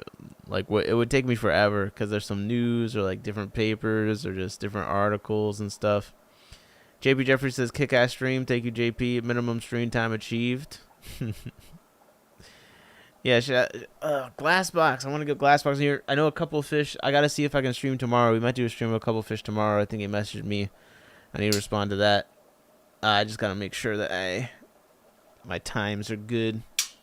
We can do that. But otherwise, I think I'm going to head off here. Anything else? Anyone got anything else to say? Just double checking, because I don't want to hear some complaints. Oh, you haven't streamed in a while, blah, blah. You know what I mean? And I see Ben just got back in the Discord again. Welcome back to the Discord, Ben. Let's make it a goal. I want to do another fish rating stream by the end of the month, and I'd like to do a quiz, a good quiz coming up. Big Steve said part-timer. Yeah, bro. To be a full-timer, you gotta be on the MD Fish Tanks wave, man. I gotta get my bread up. You know, we're working on it. We're working on the hours, getting more consistent. I only got a few more days of consistently having to wake up at 4 a.m. Then it'll be easier for me to stream. For sure. But I appreciate you guys. It's been fun. Hopefully you enjoyed the stream. Shout out to Glassbox. Shout out to Osmoregulation. Shout out to Drink. Shout out to Big Steve. Love to Trip 1. And Love to Trip 1 said, yes, before I go, Nick, I might talk crap, but we enjoy hanging and being old to teach our children well. Yes. I appreciate that. And you always got to talk some crap. Appreciate you for holding it down in the chat. Love the trip. JP Jeffries, of course. Diana, appreciate you. Lisa Wolf. Smart person, as always. Beto. Beto said JP feeds his turtles premium costly fish. Oh, wait. That's what I got to do before I leave. Shout out JP Jeffries. I think he put in the Discord, he cleaned up the rainbow fish tank. Or really is it the rainbow fish tank really, or is it like the live food culture tank for the turtles? You guys decide. But 1 second, let me show you. JP Jeffries was on stream a little bit ago. If you're not getting the turtle eating fish jokes, you got to go watch that stream. It was legendary. But check out all those Bosmani he has in there. And if you don't find out where he lives and buy these fish from him, he's literally gonna feed them to his turtle. It's kind of crazy. Someone. Save the fish. Yeah, that could be the next YouTube video. I saved these fish from a gruesome turtle death. Here's them 60 days after putting the fish in a jar. Now that's what's up. What's up, George? How's it going? George, you always show up when I'm getting off. I'm starting to think you're trolling me. In the Flesh said I'm always lurking. What's up, In the Flesh? Appreciate you. Better says, got to replay later. Was interesting today. Missed a lot. Appreciate you. And a couple fish is holding it down in the chat. Ink G was holding it down. Appreciate you. Jesse, I missed you coming in. My bad. What's up, Jesse? How's it going? Hope you're doing well. Yeah, I gotta bring Jesse on here. I haven't talked to Jesse in I've talked to him here and there, but I need to spend more quality time. And I think that's all the names that I see scrolling up in the history I got here. But if you're just lurking or I missed your name, I'll still appreciate you hanging out. What we do here, that's why we got the big names shouting us out, because, it's the hardest working fish stream. What are you going to say? We're up and at 'em, having a good time, saying things, making mistakes, and struggling to read. So, with that, appreciate you guys. Have a good rest of your evening. I'll hopefully see you tomorrow, and if not tomorrow, very soon. I just got to check on if I have to do this thing for my friend's birthday tomorrow and what time that is. So, this has been In My Tanks. and I am going to bed. Peace.